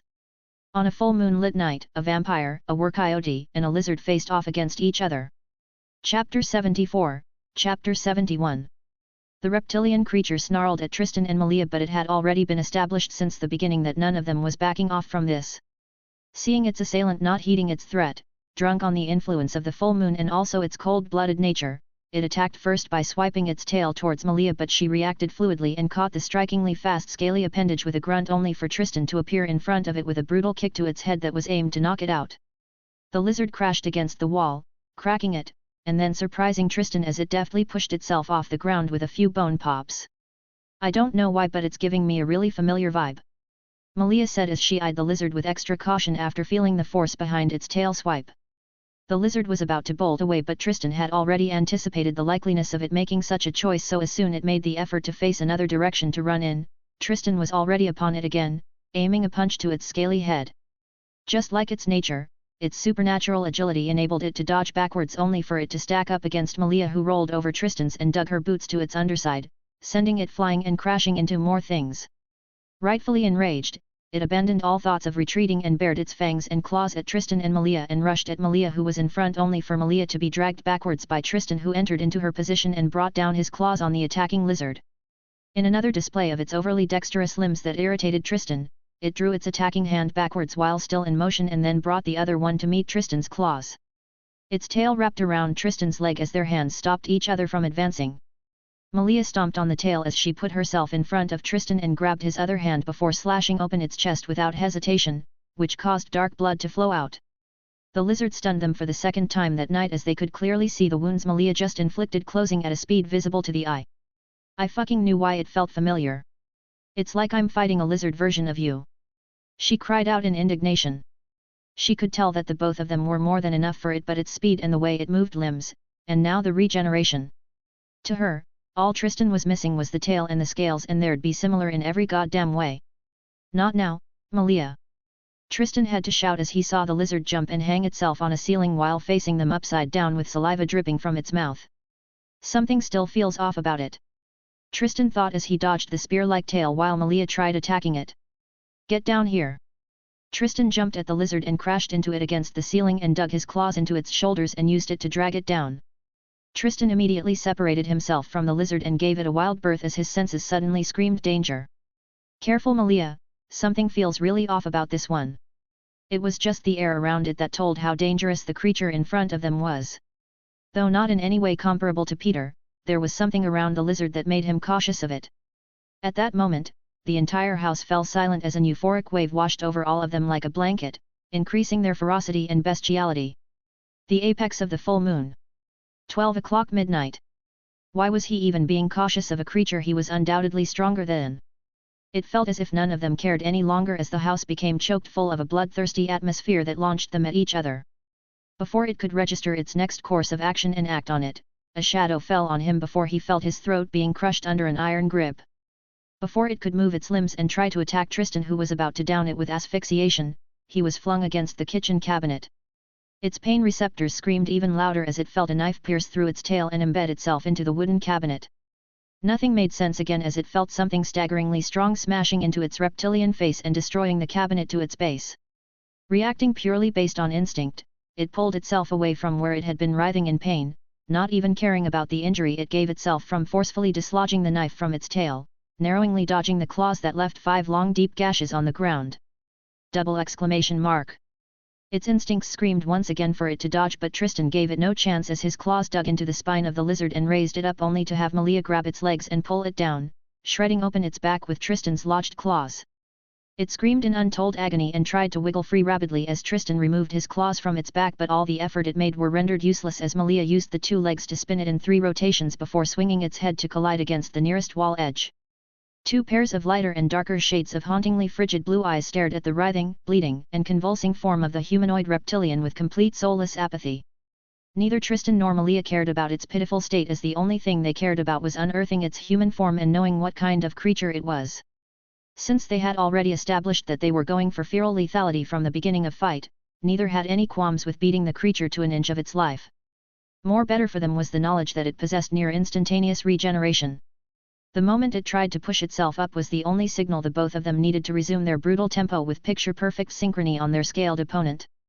Malia cared not for any ideal fighting attack as she showed her animalistic side by driving an elbow directly to the injured spinal section of the creature, causing it to gurgle large amounts of its own blood only for its regeneration to go to work, struggling to keep the body alive. Tristan grabbed the already healed up tail and swung it overhead with his entire strength, destroying the flooring. Pulling on its tail again, he slammed it against the other side of the floor. He could see its yellow slitted eyes turning pale with unbridled rage, but he stomped on it and broke that entire floor section, letting them fall down to the basement underneath. He landed with his feet still pressed against the lizard's face, staring down on it unflinchingly as blood flowed out of all its orifices. "Are you going to shift now and let us talk?" Tristan asked the serpentine humanoid-tailed creature under his feet. Still having cloudy eyes. He looked around the base and then focused back on it. "Why did you come here? Have some sort of relationship with the Lahays? Derek, or something else entirely?" "No, nothing." The calm tone he spoke with, an exceedingly pale, almost white, skin with blackened veins all over his body contrasted menacingly with his blue eyes and completely black eye sockets, painting an eerie picture of a wraith-like apparition of nightmarish origins. Seeing no response from the creature under him except for the wrathful stare. "Let's dig it out. Who knows, maybe it'll grow them back," Malia said, feeling irked at the look it was giving them as if saying it'd prey on them once released. Tristan removed his leg from the face it was stepping on and grabbed its neck and raised it to his eye level, where the two of them fell into a stare down as the both of them gazed unflinchingly into the other's eyes, one with calm alacrity while the other with a bone-chilling rageful glare. The two of them continued like that for some extended brief moments until Tristan's eyes widened in surprise as he saw what laid behind the pair of yellow reptilian eyes. Just as he was about to open his mouth, the lizard slashed his wrist with its claws and he immediately felt his grip weakening, giving the lizard the chance to pry his hands open and immediately jumped upwards through the hole on the floorboard. Tristan! Malia shouted as she saw Tristan wobbling only for him to steady himself and gain a semblance of balance. His eyes glowed brighter as he felt his blood churning, heating up as it tried to destroy whatever entered his bloodstreams. "I'm fine," he said as the dizzy spell assaulting him cleared off. "It's a paralytic toxin. Damn effective and instantaneous in its effects. Poison. Yet, probably secreted from his fangs and claws. He's not a lizard, he's a goddamn snake," Tristan remarked while snarling at the numbness he was still feeling to a degree. "At least, I can actively fight against it." Malia caught the little detail in his words. "Him? You know who it is?" Tristan laughed humorless as he finally could push himself to walk. "It's the same as the boy who cried wolf." Malia's eyes widened at realization, only for it to dim back down, making her question their next course of action. "Jackson, hey? Are we killing him?" Despite the slight trembling and numbness he was feeling in his legs and hands, he pushed himself and together with Malia they left the lohaze. "Killing him is a viable option, but it could just be the full moon as I couldn't feel any type of sanity in him throughout the whole thing." He seemed weirdly focused on going to the lohaze with a specific goal, but his mind was still rabid, even when he ran. Tristan explained, his guts telling him that there is something more to this than what they saw tonight. Whatever it is that's wrong with him, Derek will have to know since he sired the boy into whatever the hell he is, and it's only until then does killing him come into play. Tristan breathed out as the last dregs of the poison left his system, returning him to peak condition. "Looks like I need to experiment more with my blood." Under the dimming moon of this cold night, the pair went home with a successful hunt as far as they were concerned. Though Jackson pulled one out of his ass at the end and hightailed it out of there, it mattered little since they already knew his identity, and if the boy fails to prove forthcoming with what happened to him, they'll just have to beat him out again, and at that time, they will make sure that he has no way to escape. "Told you that the hunt will pay off." Malia had no intention of leaving it as is without having the last word in. Chapter 75, Chapter 72. He weaved through the congregation of students, not even caring as some shouted with the way he shoved them out of the way, as he made his way towards the repugnant smell he'd picked up first things after he pulled into the parking lot. His senses told him that Jackson was currently in the shower of the Lacrosse locker room, so he made his way inside without stopping, a little thankful that no one was around, and came across Jackson who had a towel tied around his waist. "What are why?" He didn't give the boy the chance to speak a word as his clawed hands wrapped tightly around his neck and raised him up before slamming him fiercely against the wall. "Arg!" Jackson grunted in pain, not understanding what the hell just transpired in the frame of a few seconds, only knowing that Tristan's eyes, without being changed, looked colder than he's ever seen it. Despite feeling the fingers wrapped around his neck and the deadly prickling of the claws that were tightly pressed against his skin, Jackson managed to croak out the simple question that befuddled him in the most recent setting. What did I do?" He looked at Jackson who was trying to pry his hand away from his neck and noticed the absurd strength the boy was exerting, confirming Jackson's new supernatural status, but that wasn't what he was here for. "Did you kill Isaac's father?" His hands tightened even more as he felt Jackson's irritation trying to bubble up, deflating any hissy fit he was about to throw. I don't know what you're talking about," Jackson managed to shout out despite Tristan currently crushing his larynx. Tristan looked at Jackson for a while before a frown settled on his face because he could tell that Jackson wasn't lying, but that didn't mean that he was letting him off the hook that easily. "Then what were you doing in their house last night?" "What the fuck are you talking about, you crazy bastard?" "I didn't go anywhere during the night," Jackson said with gritted teeth, a wave of frustration flowing off of him. "I slept through the entire full moon, snoring away like a fool on my bed." Tristan normally was someone who usually has his emotions under control in normal circumstances, but what he just heard from Jackson's mouth, scratch that, everything he picked up from Jackson's inner circulatory/nervous system and even his minute muscle movement all said that the boy was telling the truth.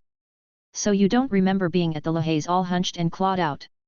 he asked just for clearance, and once again all he received from Jackson's head shake was that he was telling the truth. "Wait, what do you mean by hunched and clawed out?" Jackson asked, feeling a little bit of hope creeping up. Tristan put Jackson down and looked at the boy, his eyes carrying the faintest traces of uncertainty, but he pushed them aside since he knew his instincts have never lied. Was it because of the full moon's influence that he can't remember? It's a normal thing to experience a lack of memory when undergoing their first shift, but what happened? He instead asked. Jackson asked back in the middle of putting on his clothes. What do you mean? After Derek bit you, what happened? Hearing Derek's name, Tristan once again felt Jackson's anger and frustration, but the look he gave him made Jackson swallow any of his petty grievances and told Tristan everything that happened, from when Derek bit him to the lack of any supernatural changes following that glorious moment. Wait. Tristan paused as he remembered something Jackson mentioned earlier. How did you know you didn't do anything last night? How do I know? Jackson scoffed. Well, Jackson.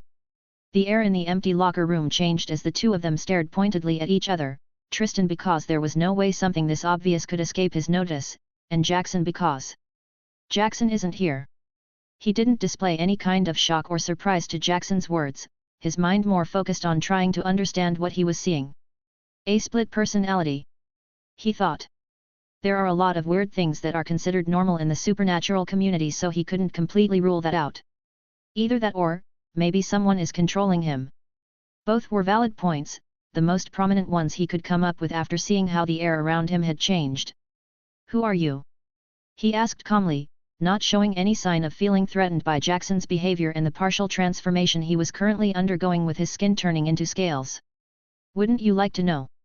Despite the bland tone Jackson was speaking with, Tristan could feel the amusement behind the words spoken. Some kind of remote mind control. He deduced. It was a harrowing thought since he didn't know the conditions or the circumstances that surrounded Jackson falling under someone's control. His mind was already running on a highway of worst possible scenarios. I know who, or rather, what you are, Tristan. The puppet Jackson said. You, Malia, Scott, Derek. Are you going to tell me who you are or not? Tristan questioned. No. No, I don't think I will. Half of Jackson's body was now covered in scales and his voice had gotten more croaked and raspy as he spoke. No problem then. Before Jackson could get another word in, Tristan grabbed a nearby lacrosse stick and whacked him across the face with it, breaking it in the process and sending him crashing against the lockers behind him and denting them. Jackson's tail shot out and wrapped around one of Tristan's hands as he came forward, but the latter didn't look as if he minded it. Well, he probably didn't, a visible fact that he perfectly showcased as he stabbed through the tail with the broken end of the lacrosse stick in his hand, which caused the half-transformed Jackson to shriek. He was already mindful of any kind of secretion from Jackson after finding out about his paralytic toxin, so he paid extra attention to his claws and fangs.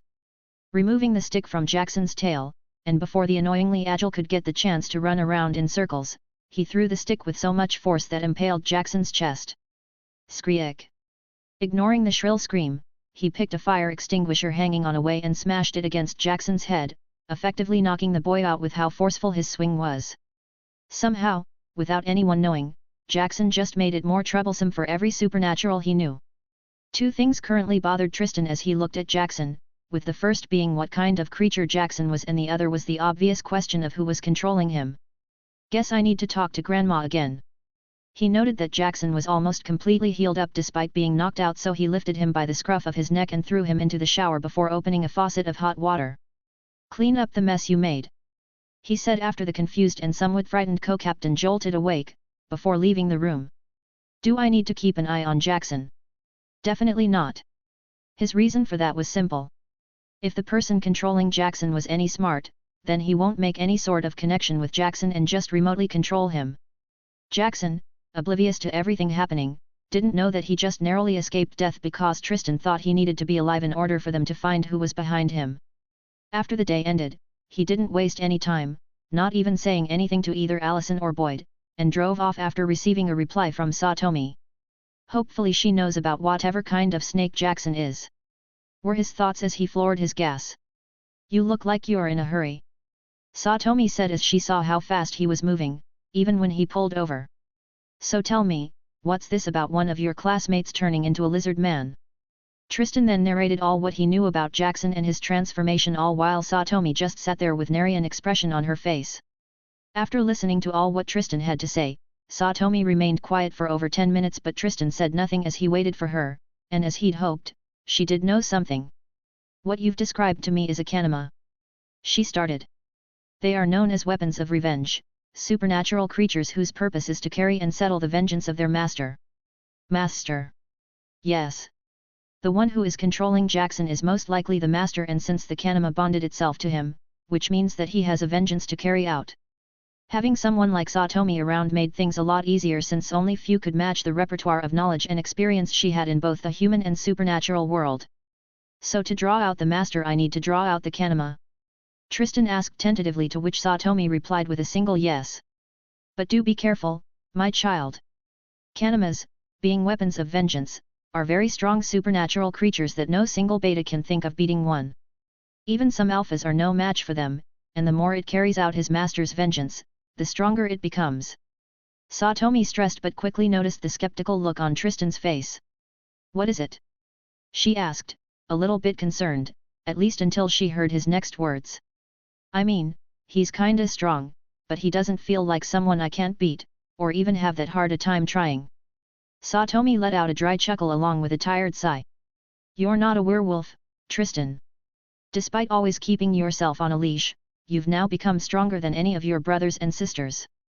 Vampires were feared and hated throughout history for a reason, so you shouldn't be surprised if you see things differently than everyone else. Tristan didn't say anything and just nodded his head while inwardly thinking, is the Kanima really that strong? Does his blood taste as repugnant as he smells? Thanks for listening.